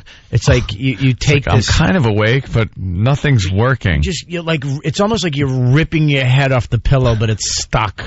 And you're like, and then you just snap back onto the pillow. You can't, and you go back out, and then you wake up, and you go back. And my girl was there, and I love her to death, but you're getting aggravated at her because she's like, "You're gonna be all right." I know. Shut up. I'm just trying to wake up. We have audio from your doctor after the surgery when you're in recovery. You can act like a man. What's the matter with you? He smacked you. Did you feel sick when you woke up from the? Yeah, you feel sick. It depends on if you the anesthesia guy. I went in and talked to him this time. The last time I did the knee surgery, I don't know. I think they gave me pot. Just let you smoke a joint. Here you go, man. This is all you need. It's good stuff. I just woke up in pain. I was just like, "What? Did you guys do anything for my pain?" Did you at least go to a doctor's office for the first surgery, or was it in someone's apartment? Actually, the operation. Yeah, right where I got the colonics. This is what's weird. It was in a woman's breast cancer hospital in New Rochelle. What? Yeah. And that's where you had your leg my done. My first knee surgery. First time. This one I had at Lenox Hill. Wait, you had knee surgery at a woman's breast cancer hospital? Yeah. You. That's when I knew something was wrong. Because you got a guy that was like moonlighting. Yeah, I didn't know this, but like doctors have to fight for OR time. You have to and you have to fight for your staff. Like people I need him, give me him. You can't use him. That OR's booked. And there's some lady going dodgeball. Yeah, there's some lady that coordinates the whole thing. Like you can have this room and at 2:15, and you need a staff. If you don't have a staff, and it's all this stuff's going on. But this hospital in New Rochelle, it was just I showed up. It was a bunch of sick chicks. Oh man! And then me with limping in. Yeah. So wait, you had to come all the way back from New Rochelle that day? It was I was in a Honda Civic. It was awful. At least you had a roomy car. Just hearing my girl goes, sorry. I'm sorry. Baby, I'm so sorry. I get it. Just get me home. Yeah, it was awful. And the anesthesia guy I think he just knocked me out, like punched me in the jaw. I really think he was like, hey, you, whack. And he just knocked me out. You had like Civil War surgery for your knee. Yeah. The doctor actually stayed in the Holiday Inn Express the night before. He wasn't really a doctor. Are you kidding? No. All right. Who knows though at this point? I could see him hacksawing your leg off. That was awful. This new guy though, this Dr. Lee was fantastic. He's amazing. But you got dead guy in you now. I get dead guy. He's a dead guy. I just a little creepy. I wish she was a 20-year-old. Not as creepy as dead guy corneas. What? Yeah, you can get dead guy corneas. Yeah, there's all kinds of body parts. So now you're looking through someone else's corneas. That's creepy. You can get a dead guy's eye. Or cornea. The cornea. I think it's the cornea, right? Yeah. He was like, that's creepy. Because now you're like, somebody else was seeing through this thing before me. That's creepy. That's creepy. Don't you hope that your body parts go to like, nothing against you, Bob. You're a great guy. Great comic. Yes, I'd imagine when this guy... But I don't think most people think, I hope a comedian gets this. I'm imagining this guy was hoping that some NBA rookie that went down. Or maybe a little kid. And this is his chance to maybe make a huge comeback in the NBA. Not Bob. Not even something like that sports related. It could just be, a scientist that's working on something very important. It's just some guy telling friggin' dirty jokes. It goes to a guy that's going to limp out onto the stage at Jones Beach Saturday. I really am though. I actually looked at my schedule. I looked at the first O&A show, and I was like, can I make this show?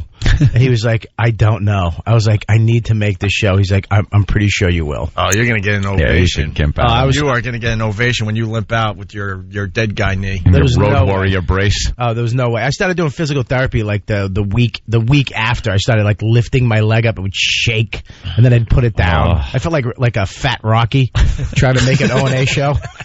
I'm going to make it for the fans. You can do it, Rock. Instead of throwing oranges, they throw me ice cream cones and like salmon. You're just practicing like getting on a stage with Rocky music playing in your dumb apartment. Jeez, what is wrong with you? Booger-eating dogs around you. They weren't. Rooting you on. Are you psyched for the show, though, Bob? The show. How much fun did we have last year? It was, we're going to try to tape a lot more stuff behind the scenes because the stuff that was going on backstage was amazing. I know. We need multi-camera shoots. Yeah, it was ridiculous. These shows you try to explain it to people too because everybody's always what are these virus shows like? You can't even explain it because it's like you're rock and roll, man. It's like being at a concert except it's comedy. And it's all headliners too. It's like, which is crazy. Yeah, it's not like this one's opening. It's like you don't even give anybody a break on the show. No. You don't even put like one kind of okay guy. You put like 9 headliners just slamming guys that go out there and rip it. So everybody's like, oh, God. Patrice is on. You're like, no. I got to follow that. Yeah. But you guys do it to each other. It's hilarious. Yeah, there's not one guy that's, going to go out there. Even Voss, he goes out there. Even Voss. But he goes out and kills. Even Voss. Even Voss never sounds good. It's ruthless. Watching all the comics backstage, watching the guy on stage on the TV monitor. Right. And the guy that's going up next is just looking, going, Good. He didn't get a laugh on that one. All right, good. Like hoping they bomb. Well, you don't want to. You really don't want anybody to bomb. You really want them to do good because if the crowd, I was trying to explain to somebody, the crowd's no comedy. Yeah. Your crowds, they're not there to get crap face and just see you guys. They're there to see a comedy show, and so they're actually listening, which kind of weirds you out as you're out there because you think you're going to go out there and go, rah! But you tell a joke. They laugh, and then they're looking at you like waiting for the next joke. You're like, next. What? That's what I was impressed with last year because we had no idea how this was going to work. Yeah. Especially with our audience. That's probably, I shouldn't even say that. But they're known to be animals. Thank you, Jimmy. Yeah, and they are great crowds for this tour. They know comedy, man. We thought it. We had no idea. We thought it could be a disaster. Well, because they know Jimmy, and they go to Jimmy's shows for all these years, and they know how comedy works. You know what I mean? They know to let the show go on, and they do their crazy stuff after or whatever. But Jimmy though, he's got the hardest one. He's got to go up at the end after everybody. I don't always go on at the end. sometimes we, like Rogan went on last in Vegas, destroyed. Yeah, he did I like sometimes a guy that I haven't seen in a long time. But I like to, they always don't learn from my shows that, like, when I turn around and I face away from them, that a funny impression is turning around. Oh, well, of course, because you turned around. Yeah. Why else would you do that? Unless you were going to spin back around with a great impression. Here's Johnny. I mean, I don't want to Nicholson now, but it's like Colin Quinn when he does an impression. He just steps to the left and does the same raspy voice. Hey, Ronald Reagan. Well, hey, we got a pair of tickets, and we'll throw in a meet and greet pass for the Traveling Fire Show this Saturday at Jones Beach. What's a meet and greet? We have to meet them? We're meeting and greeting. You make it sound really... some listeners. Hey, welcome. I won't meet and greet anybody. If you're gonna I'll meet. I'm not going to greet. Or I'll greet, but no meeting. I'm just going to stand there. Like a glory hole. If you're free Saturday and you're close to Jones Beach, you want to go to the show, give us a call now. We'll give away a random pair of tickets and 2 passes for a meet and greet. Brought to you by Bud Light, always worth it. Give us a call, 877-212-5762. Are there going to be girls there? Yeah. Yeah. What kind of girls? At the meet and greet. I don't know where girls are starting to like this radio show. It's kind of strange. Yeah, it's nice. It's not as much of a sausage factory. That's good. Yeah. Yeah, we're starting. Are there going to be you guys have the dancers? Yeah, we got some nice things for this year. Oh, really? You got some. You got some nice extras. Like Opie's face. Holy he won't Jesus. tell you, but he has something. Oh yeah. I'm being wowed on Pal Talk over here. What? It is Whip 'em Out Wednesday. It is Whip 'em Out Wednesday. It's Whip 'em Out Wednesday. You get a wow on your vehicle in some way, shape, or form, whether it's a bumper sticker sanctioned by us, or just you write wow in the back of your truck in dirt. You drive around, a girl sees the wow, she knows what it means. She'll flash you on your way home on your nasty commute home, no matter where you are in the country. Wow does work. It's like fishing. You put your line in the water, you just got to wait a little while, be patient, and there it is. A girl will flash you. And then when it's done, you both go about your business on your separate ways. You take it with you in your memory and go, thank you for making my commute special. Fine lady. And I'm being wowed right now. There's the lovely Bree is on the camera. Vicky, too, has just... They're giant. Wait, where's Vicky? Eric, open more girls. Oh, my God, where's Vicky? Come on, they're rock. Giant. My God. Where's Vicky? More girls, Eric. Hey, what is that one, E-Rock? I don't get the one with... What's the one with the girl just sitting there topless? Is it... Where's that? Wow, she's got... wow. We got all sorts of shapes. Look at the piercings. They look exactly the same size. Let me get that one. Why wouldn't you get Pal Talk at this point? Wow, How can anyone okay. hate Pal Talk? I hate when they talk about Pal Talk. How do you hate when we talk about chicks flashing? Wow is alive and well on Pal Talk, that's for sure. Wow, she's just kind of strutting around in a little thong and... Hey, whoa. Hey, are we going to spray paint the girls in the O&A Village? Yes, that suggestion just came in. Thank you to whoever that was that came up with that suggestion. Yeah, we're going to be spray painting girls so they can walk my around perverted nude. girlfriend. Like the 7 train, or... We're gonna... well, you ever see the we want scratchiti done to the girls. That's like the windows. You're gonna tag them. You're gonna put them all. MS-13 gang signs on their asses. Yo, East Side. No, you ever see the body painting where the girl's nude? Right. All her top is completely nude, but you can't barely see it because the airbrushing is done so well and stuff like that. Right. Yeah, so they're going to do that, and so we could have chicks just walking around topless. But you shouldn't have a professional do it. You should just have one of the O&A pests do it. Just a pest with a roller, crappy drawing. It's like with an old roller and latex paint. It's just like a crappy palm tree with a bird. We gotta just an O&A pest who's drunk, just good. airbrushing dumb little cartoons on their breasts. Yep. We gotta sex up the O&A Village. You ever watch them spray paint a car like in Detroit? Like when they're on the auto line, you just put like cotton in her mouth and eyes. They just missed her.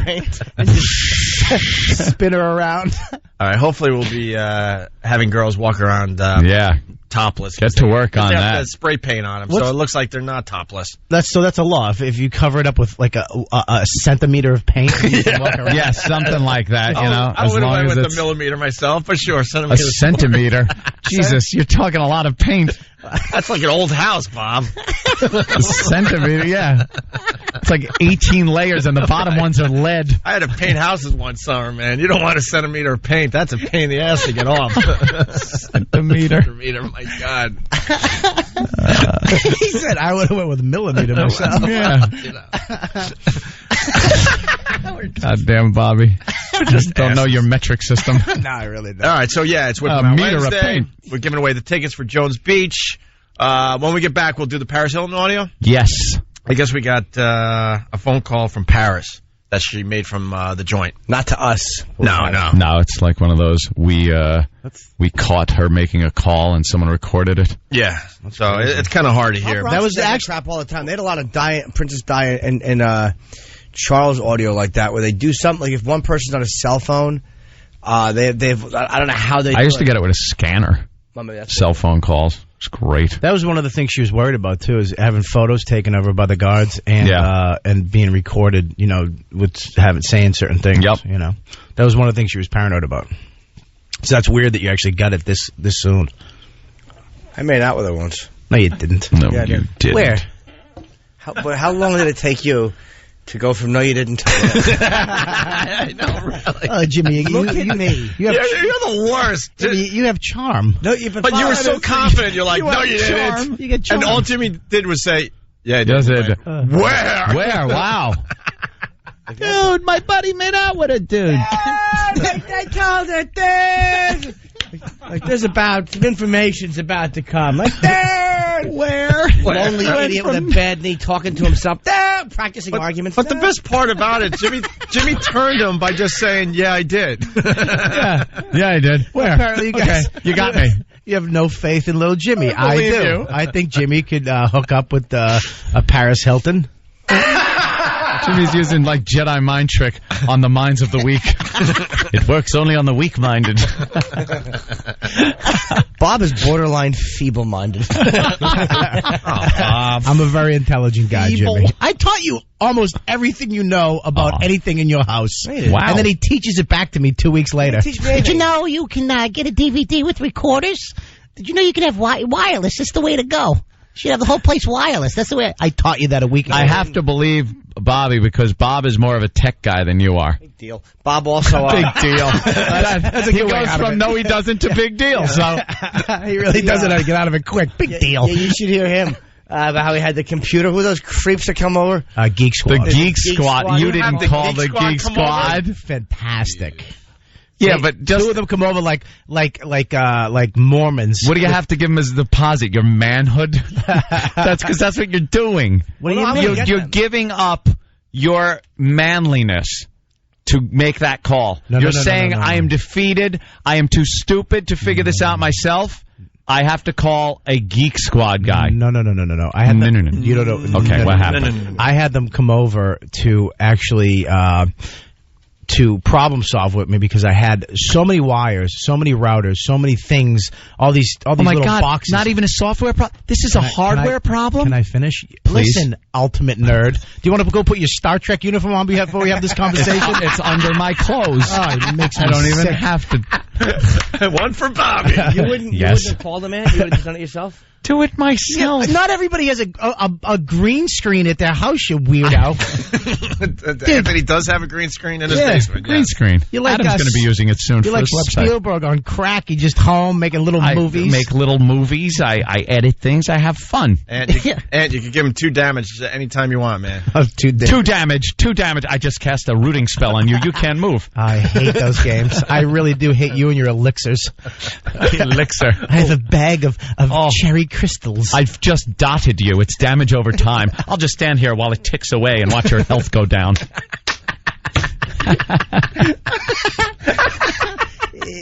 And I'm impervious to heat spells. Don't even try.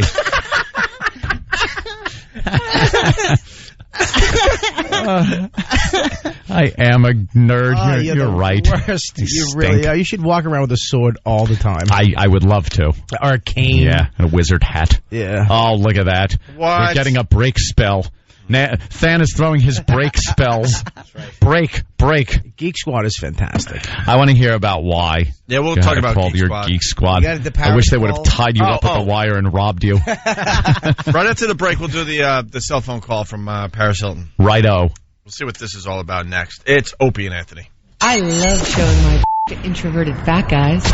Whip 'em out Wednesday. Oh, my God. too bad for the commercials that time around. You're checking out Opie and Anthony. Jim Norton in studio, of course. Bob Kelly in studio. He's playing Jones Beach with us this Saturday. Tickets still available through Ticketmaster, Ticketmaster.com. Go to Virus Tour, one word, on MySpace for all the info and other tour dates and the lineups and all that stuff, okay? Just before we come back from break, Bob Kelly admits that he goes to a gay masseuse, or Jimmy outed. Told us. I don't know what the hell's outed going his on. masseuse. Well, it's a gentleman who bought it. It's a masseur. Yeah, Masseuse, a masseur. Masseur, whatever. Bob goes to him, and apparently the guy's very good. And he, I've tried to get a hold of the guy, but he's too busy. Really? Very busy guy. He's very good. He wanted nothing to do with it. Jimmy was making fun of you for going to this guy, and then you turned around and said, well, you've been hounding me to get this guy's number for 3 weeks. Yeah. Well, Jimmy, it was like the time when I did that colonic in the lady's apartment. And he was like, that's crazy. And then for like a month, he was like, dude, get me that number. I was like, I went to her find for a massage. You did? Yeah, she's very normal. It's good. A massage? Real massage, yeah. Oh, you didn't get a colonic? No. For what? What? Because you get to look in the other apartment through the window at an old lady cooking pasta. What makes this guy so good? Yeah. As far as a masseuse goes. Masseur, whatever. Yeah, why do you go to the gay... His lips. Why do you go to the gay masseur?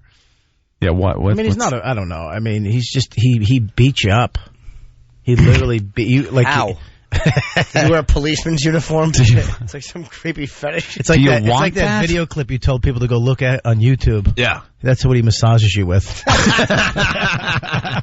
He just smashes it on your back. How bummed were you when you said, should I get naked for this? Oh, yeah. And he said, no, that's not necessary. You were bummed, right? Well, I was nervous. Oh, I was playing coy. I was playing, hard to get. I was playing nervous, like I do at all massages. I still do. Any massage I go to, I'm like, I don't know, is that okay? I've never been there ever in my life. That's my shy little boy routine. Yeah, what are you gonna do? It's my fantasy. You wanted don't unplug me from the Matrix, Jimmy. That's not the Matrix, though. Yeah, it is. When I go into a massage, it is. You wanted him to No, want you. No, I didn't. Even though you didn't. No, wait. You obviously heterosexual. You didn't want to reciprocate or anything, but you wanted him to find you desirable in that way, so you could turn him down, even just so you knew you were desirable. Well, I mean, you walk in, and I was little... Once again, what a quick turn that was. Not that I don't. You want them to love you. Well, you know. I went in a little nervous, and then I was like, okay, you want me to, take. He's like, no, just do the shirt, because I told him what my problem was. I had a numb pinky. You went to a gay... What? He wanted to take his pants off for a numb pinky. Is that what he calls it? Yeah. I have numb pinky. Is that the code word, Bob? Numb pinky. That's my screen name on Yahoo. Numb pinky. Give me 2 numb pinkies and a number 3 on the face. I'll massage the pinky, but I won't be able to talk during this. I want a baby sneeze on my lip. Wait, you went to a gay masseur. For a numb pinky, yeah. And you asked if you need to get naked. I said, and then I kind of was explaining to him, like, my hamstring hurts too. And and he was like, well, if hamstring's close to what there, so you're working your way up, huh? Well, I was trying. You can't hurt a girl for trying. But so wait. You want to take your pants off just to get your hamstring rubbed? What are you going to do? Rub it over my jeans? Apparently he was. Well, he was like, no. And I was like, you sure you don't? And he's like, nope. Oh, boy. He was very like, nope. Maybe he was afraid of getting tempted. No, he wasn't. No. That's what bummed out Bob. I don't think he gets tempted on an innie. So wait, you wanted to lay there in your underpants to get your pinky and hamstring work done? Yeah, I just got great no underpants, too, at H&M, like those European ones. Why, is the back cut out of them? Wait, you got European underpants? Are you wearing them? Hang on. Yeah. All right, let's see them. Let's see. Can we see your European underpants? What do European underpants look like? My junk. All right. A little hot in these. All right, let's go. Let's see your European underpants. What the hell are those? What? Jesus Christ. You're wearing a girdle. What is that? They go down to your knees. Those are the things Lance Armstrong wears when he rides in French. On the Tour de France. Bob's wearing like bike shorts. Yeah. Well, they're thin bike. They're European. European underwears. Europeans would look and go, no, we don't wear those ever. I call them panties. Panties? They're the hugest things. They go from your knee. Because they're on me. To your midsection. To get small panties. And they're big. So what happened, Bob? Yeah. You can say that about my shirt, my pants, and my socks, you nerd. You tried to get like someone just to touch you in a sexual way, like you. No, Jimmy. No. What about you and your rosy argument? No. I just he was like, you want to do this? I was like, yeah. And then I told him I was lying there, and he was rubbing my back. He was unbelievable though. He's getting like these. I think they call trigger points. And I could feel my finger get feeling again. Yeah. And then I kept like rising my ass up in the air. Why would you do that? I don't know. See, that's like a joke. Yeah. Oh, sure it was. All right, whatever. I've had massages. They kept slamming it down. What'd you say? I got a massage one time. It was so awful. She was legit. And I was getting a massage, and every time she would touch the back of my thigh, I would go, and push my... oh, no. It was so creepy, and she goes, just relax. Just relax. In other words, knock that off. Stop moving your hips, idiot. I feel sorry for the people that go to school for this because they really want to just do legit massage. And you got to have Jimmy going, and you have to deal with these creeps. And Bobby, as he's getting massaged, looking like a cat when you pet its back from head to tail. Bobby's going, Bob's in heat. I rolled over on a massage on a legit one at a hotel, and it looked, Chun-Li? Just, she looked like... That's just the word that gets conjured up when he said that. This matronly woman. Yeah, like somebody in one of your video games at the bar. Alice from the Brady Bunch. 48 means she was like 55, by the way. Matronly woman. No. I went with the oldest massage person I went with was probably around 68, 70. That was that lady I told you about up in L.A. Oh. It was mature lady. I was trying to find a mature lady, but her ad was very misleading. When I got to her house, she had cotton candy hair. Her negligee didn't fit. It was hanging off her body, and she had arthritic knuckles. And when we went upstairs to get the massage, she couldn't even really hold my hand correctly. Oh, man. She was trying to hold my hand, but her knuckles couldn't bend all the way, so she was just like... arthritis. It was almost like a talon, just like pinching onto my pinky. Did she have corn chip finger and toenails? Yeah! Have to fit that in every day. Little toenails that look like so your Doritos. thing is to look for mature masseuses? I like because you get more out of your buck. I mean, what? You get more out of your buck. How? Why, they might have a stroke while they're doing it? No, because you get some hot chick. She's just trying to flip you over and get you the hell out of there. You get a mature lady. You come in. She like this one lady. You come in. She gave you. You start out in a robe, and she has tea. And she asks you what your problems are this week. It's like a visit with Grandma. What the hell do you want with that? She give you a ginger snap juice? Send you on your way. I have ribbon candy. Would you like ribbon candy? Wonderful. It's been lovely talking to you. Ugh. She asked you, what your problems were this week, and you'd tell her whatever stressed you out, and she'd get you tea for that problem. And then she had these stones. Kidney. I swear to God.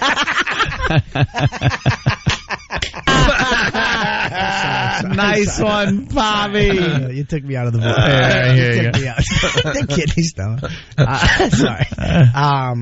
So she'd sit you down. You'd talk about whatever your problems were. She'd give you a stone, and she'd tell you what it meant. And then she'd tell you... I would throw them at her. Just start wailing them into her head. And then you drink your tea, and then she'd bring you into the room, and she'd put a little thing on. It's tantric massage, right? No, this was just a regular massage. And she'd give you an hour and a half massage. And if anybody's on Craigslist trying to get a massage, that's pretty good. An hour and a half. I mean, a great massage. You got the ocean sounds in the back room, a little CD she's got on. Yeah. Candles, and she's just rubbing you down. And then at around an hour and 20, she starts getting a little frisky. An hour and 20? Yeah. Oh, no. A 68-year-old broad getting... No, she wasn't 68. Oh, that girl, that lady couldn't rub my back. She had to, like, use her elbow. She had, like, 85 cats just staring at me like I was a loser. This woman starts getting frisky, the 48-year-old. Yeah, she starts getting frisky a little bit, just a little, and then she got this jar of, I don't know, it looked like hair gel, and she put it in the microwave, and it was this oil, and then it was just all over. And then she did what she did, and it was unbelievable. And then she takes you into the bathroom and washes you like a god. And did she hold your face in front of a mirror so you have to look at the fact that a 50-year-old just put tapioca all over you? Well, she was female, Jimmy. Yeah. I don't know. That doesn't sound very sexy at all. That's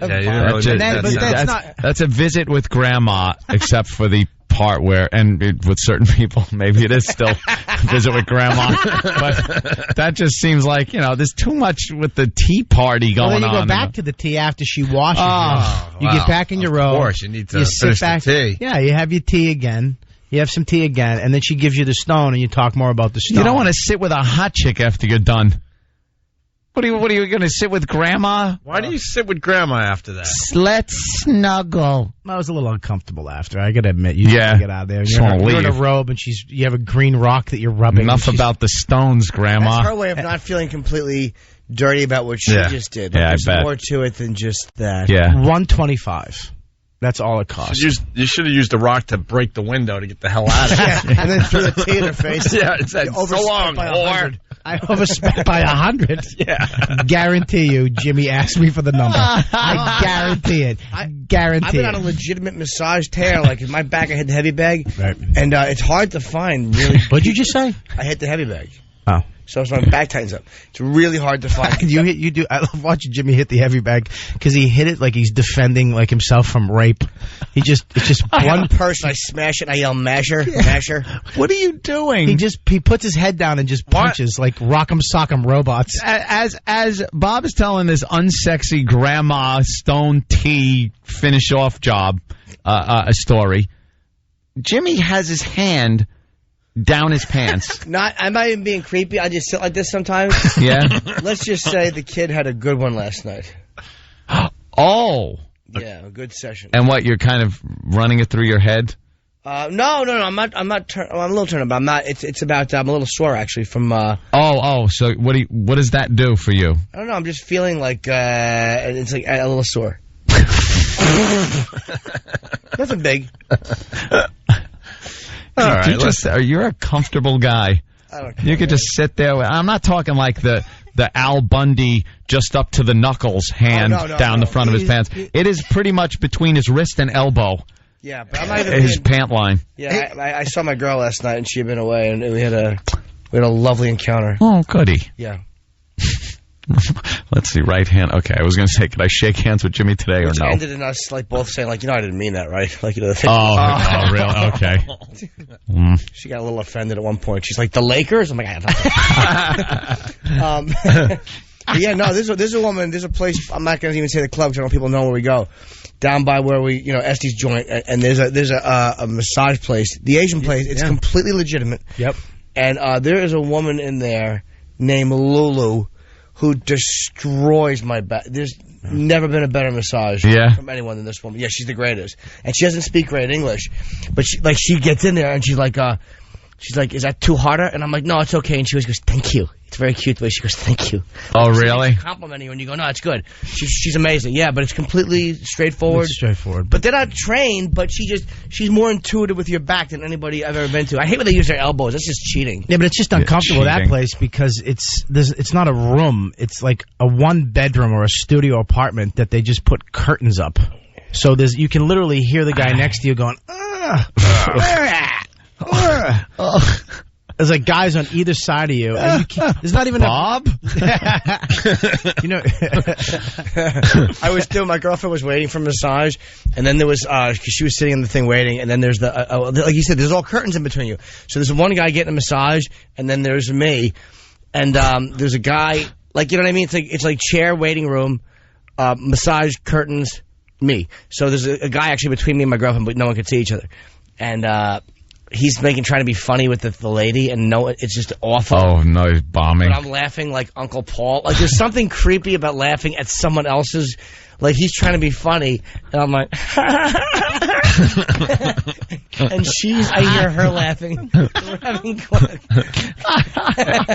Hey, before we take a break, we should play this Paris Hilton thing. We've been talking about it. Yeah. I think we got a pretty good copy at this point. So I think this copy stinks, by the way, but that's my opinion. Yeah. An intercepted phone call to Paris Hilton. I guess. Can I turn my headphones off? Because I can't really hear it. It hasn't been playing yet, stupid. No, I couldn't hear it before, dummy. Jesus, we settle down, Jimmy. When is Paris getting out? That's better. I don't know. I don't know. 20-something days? This call better be interesting because I don't care about her. I could give a crap enough about the news. Mommy didn't have to wait to see her. No. Everybody else was like lined up. up. Wait online. She was whisked right in. Right in, man. Unbelievable. Just pissing off so many people. All right, so let's take a listen to this. Paris Hilton on a cell phone. What I saw tonight, it was at after hours, and I saw Jessica doing line again. Oh, that's great. I saw that's wonderful. Doing. That sounds like a drug thing. Doing lines. What, you heard anything? Yeah, Jessica doing lines. I got to turn my headphones up. I can't hear it either. Is this the button? Dude, I got it. You know something, though? But then when you talk, it's too loud. I got it pegged. This is the loudest I can make it. You are not going to believe what I saw tonight. It was at after hours. I can't even hear it. I can't. Saw Jessica doing line again. It was crazy. That's all hissy. But how do you even know it's her? Why can't we get good audio of that? You know something? That FBI tapes, they're all this crackly stuff, and then every hidden camera show, it's clear as a bell. Turn up your headphones. Turn it up. All right, crank it up. I'm not going to believe what I saw tonight. Stinks. It was at after hours, and I saw Jessica doing line again. Is that better? Yeah. All right, shh. Nick totally knew, too, because he was, like, looking up her nose. Then, me and Wilma were in the hot tub, and Mark McGrath came over, totally took off his hands in front of us. Oh, my God. Huge. It was huge. And then... I love gay porn. I'm watching gay porn right now. I hate my job because I love gay porn.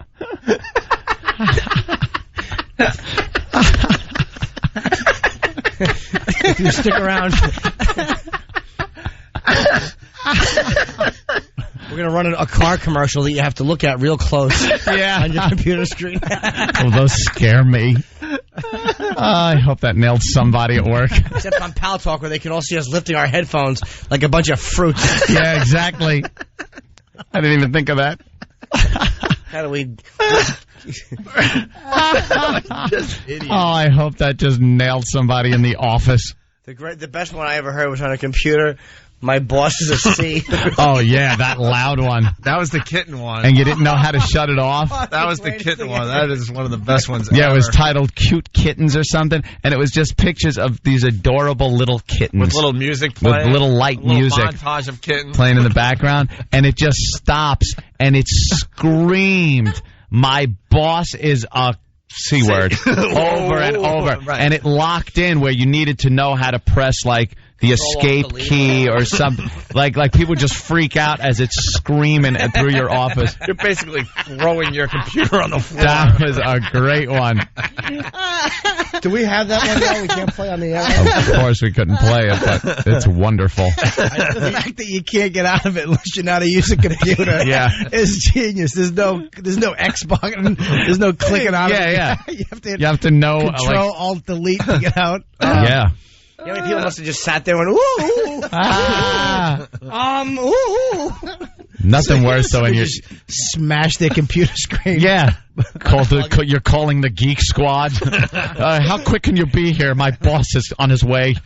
When you hit something and just porno keeps popping up on your screen, and it was like window, and you're shutting them down, and they're coming up quicker than you can shut them. You're like looking over your shoulder. Oh my God! That's funny. It's stuck in the porn loop. You have to love how these genius kids just take technology and just bring it to the utmost gutter level. Oh, yeah. Just the dumbest, funniest factor of I technology. like that one. I hope people turned it way up. How do you think I feel? I'm in church with my laptop turned way up, one guy is saying. Like he would be in church. This hour We're not that gullible. on a Wednesday Bob, with a laptop listening to O&A. Yeah, church is over at the half hour, and everything else before that was fine in church to listen to. Yeah, with your laptop turned way up, that it didn't bother them that they're having a ceremony and you're listening to this dreck. We were talking about massages and the audio from a laptop. I gotta tell you, it could drown out a whole church. Oh yeah, you can't even hear the ding-a-ling-a-ling-a-ling-lings. There's echo in there. All right, let's take a break. What's this? Oh, yeah, the Father's Day Bunny Ranch giveaway. We'll talk about that next. Oh, yeah. We got to get some more fathers for Friday's show. We got the girls coming in, and we'll explain to Bob Kelly next who's going to be at Jones Beach with us this Saturday. Yeah. Certainly is. Tickets still available. What happened? Hey, what? Hey, Bob. Yeah, if you want to touch it. Yeah, come here. I don't know. I think they're... Just don't tell nobody. Oh, yeah. I think ghouls. I think they can hear us. Just kiss it. Yeah, but if they can see us and hear us, then I think we'll get caught. Shh. Last time Okay. You guys are creeps. It's Opie and Anthony. It's Whip 'em Out Wednesday. Opie and Anthony just got me wild. I just got wild! We tell you how to get a WOW sticker, but we can't plug the website. This is the Opie and Anthony Show. 92.3 K-Rock.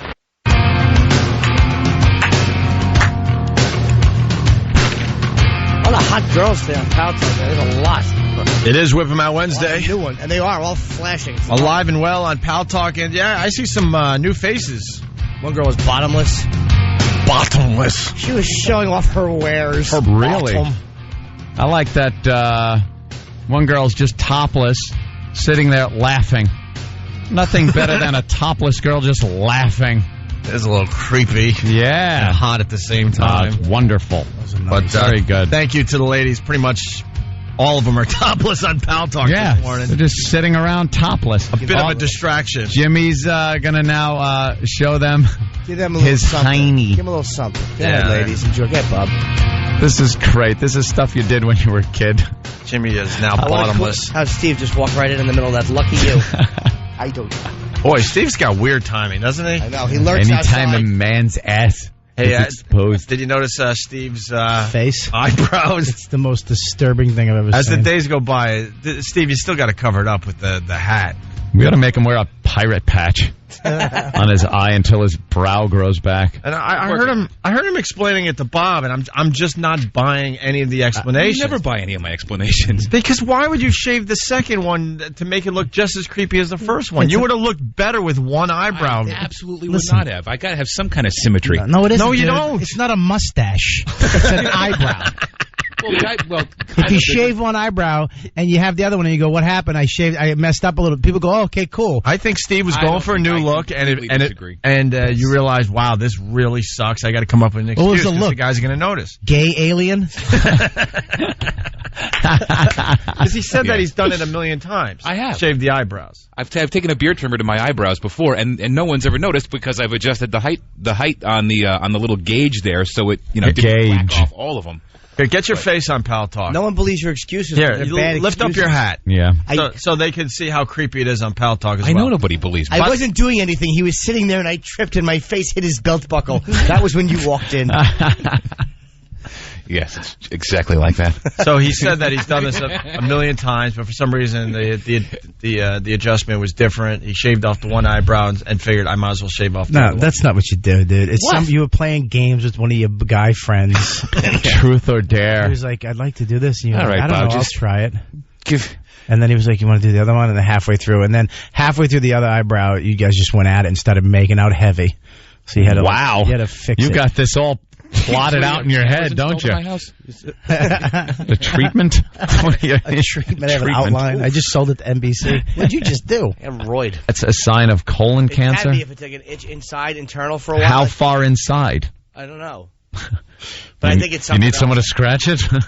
I think it's. I got the little. I had the first time I ever had to use Preparation H. Oh, you used it? Yeah. You finally crossed that threshold into adulthood? I've never had to before. I didn't either. I've never used Preparation H. I've used it. I'm not saying I've never had, little action going on. Under your eyes, right? Back there as far as the eyes? roid goes, but... Yeah, I know. But you just man up. You man up and just use like a baby wipe. It's an applicator. Yeah, how do you apply that stuff? And what does it do to you? It's almost like the applicator. Picture a tube of toothpaste with a pointy top. It doesn't hurt, though. Why is Steve nodding like big time? Oh, Steve knows about this. I did a lot of pushing and when I was eating only red meat. Picture, it looks like the Tin Man's hat. Okay, the Tin Man's hat, very Picture good. the Tin Man's hat. Yeah. If it had a bunch of holes in it, so if it was on the edge of a tube of toothpaste, you squeeze the tube and then through the little holes in the hat. Like a Play-Doh Fun Factory. Yes. Yeah. So you would say, like, say it was for your ear.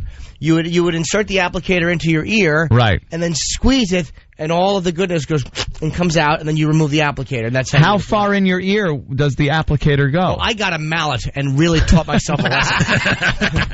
But I would say I wasn't taking any chances. No, just a little bit, not enough to get me to yell. He actually tasted it when he was done. Ugh. Yeah. But no, I never had problems like that. Never. No? Yeah. Never. It's really bumming me out, though. That's a drag. Bob, what do you think's going on there? I've had Jimmy's them. all right? I've had them. I've done the same thing. The little applicator. But a little itch is normal, right? Yeah, a little itch. I mean, you don't want to get addicted to it. Like you're channel surfing and itching your bum. You don't want to. That can happen where it's just a thing you do. Yeah.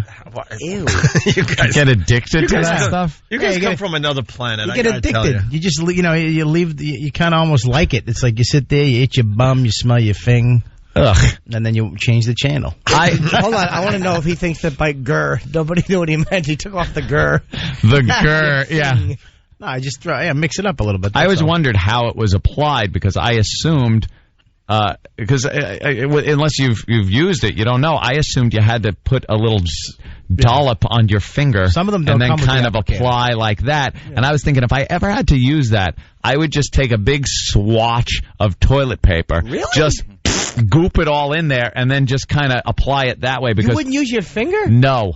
I do not touch that. Oh my God! I do not touch that ever. What's wrong with you? I don't. I don't touch that ever.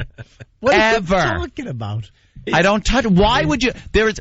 It's yours. There is no reason to touch it. Issues. He does. I am right now. First of all, bathroom issue. I am. As Jimmy, don't right now. Because let me tell you something. Look to your left. Look to your right. Don't. Why are you touching it? Stop it. Look what they do. Look what they do. Now, get away from me. I'm not talking about.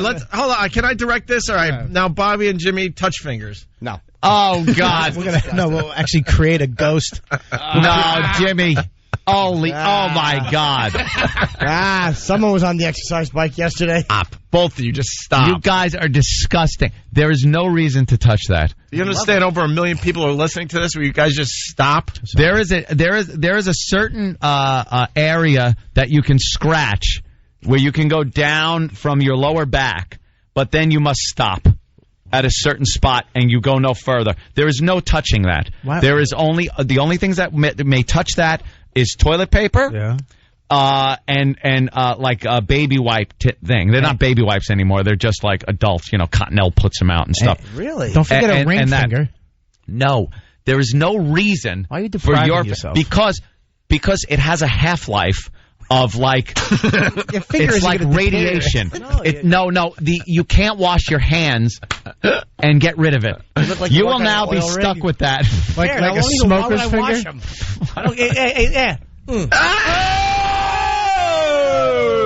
Oh my God! Even Bob Kelly's freaked out. Jimmy. Bobby is freaked out. Does nothing. You can just, you know what? Just leave it to the listener's imagination when this happens. Jim. I think the reaction says it all. All right. Well, yeah. Well, What's the matter with you guys? Wow, Bob Kelly finally freaked out. Dude, that is the dirtiest lollipop I've ever seen Not in my life. KFC. You were. What is wrong with you?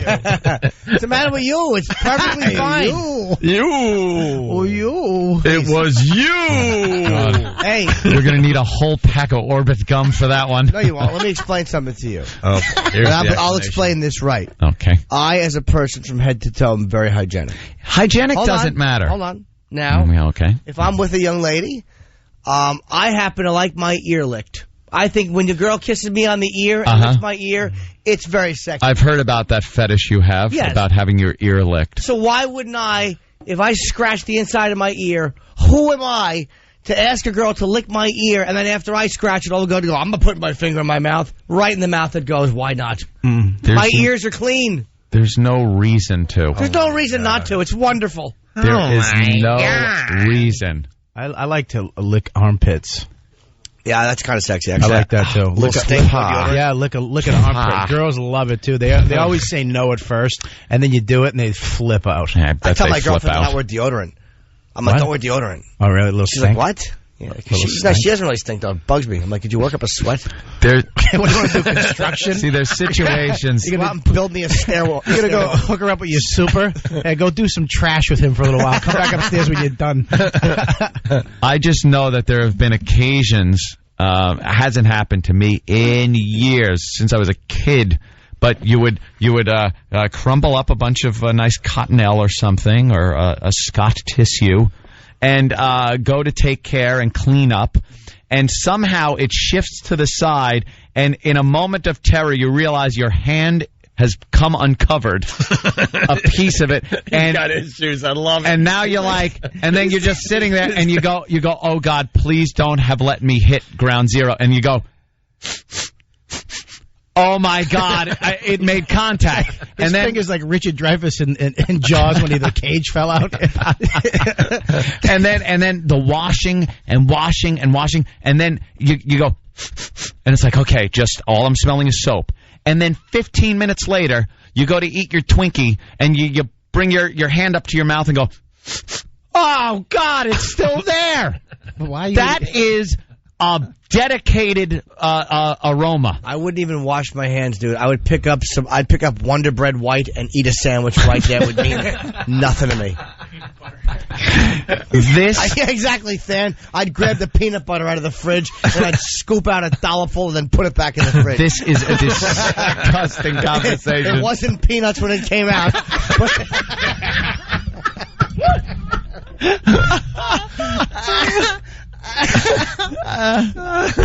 Norton, man. Oh, man. You guys are effed up, Norton. man. Not right.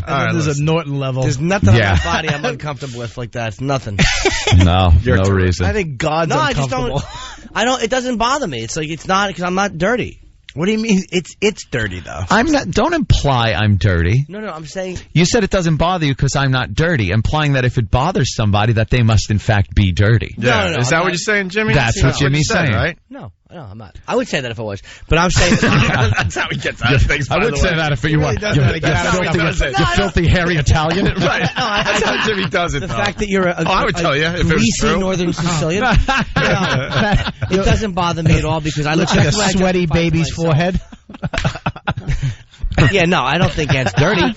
But I'm saying whatever bothers him about it is his thing. But I'm telling you why it's okay why I'm okay with it. I wouldn't do it to you. But I mean, to me, I'll do it. There are some things you could clean up. Let me say, if there's a sewage treatment plant, you could scrub the outside of a sewage treatment plant until it is squeaky clean and you could see your reflection in the bins. Mm-hmm. But it's still a sewage treatment plant. All right, can I ask you something? It doesn't matter how clean it is. Where does this come from? It comes from the basic human fact that I'm not thrilled with the bathroom stuff in general, but you take it to a freakish level where you get really freaked out. It's not a freakish level. It is a basic human level that you don't deal with that area. No, that is all about exhaust. Bob, when you wash your car, do you wash the inside of the exhaust pipe? Bob. No, because you know there's just going to be carbon coming out of it other things within the next time you start it up. There's other things you do. We were fortunate enough to go into the bathroom with Anthony one time, and he flushes as he goes. It's a courtesy flush. For yourself? Well, no, because there were other people in there. Who cares? I love basking in my own fumes. I don't care. I don't care if it smells like an oil refinery in there. I'm not buying that. I do the courtesy flush. I think he's like. It's a shame issue. I've also flushed.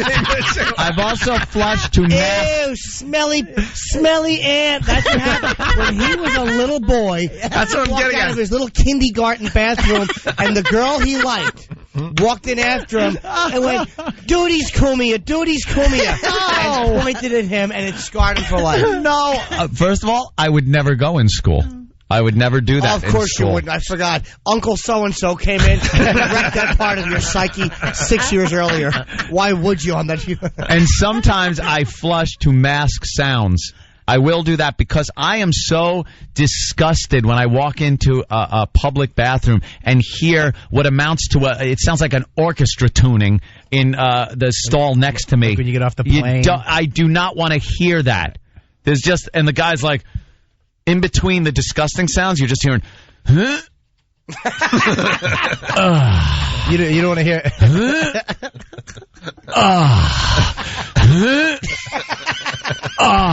No one enjoys it is that. So goddamn disgusting. No one enjoys that, but there's something about that. You take it to the next level. It's like nails on a chalkboard to you. Like we can. And then you just hear like someone making sausages in a pool.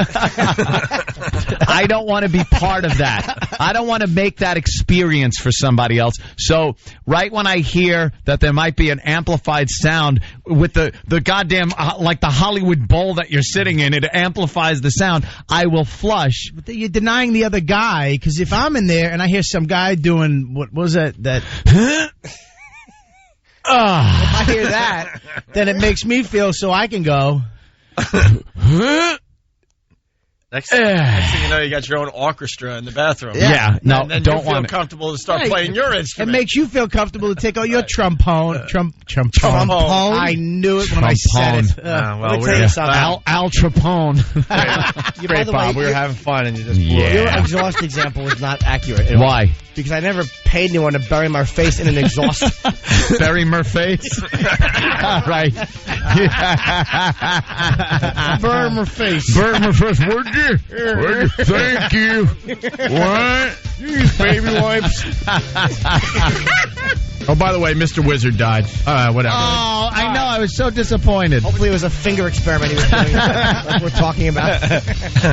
I honestly don't know if we got anything accomplished today. I was thinking, is I don't know. any of this usable? Doesn't matter. Are they actually broadcasting this today?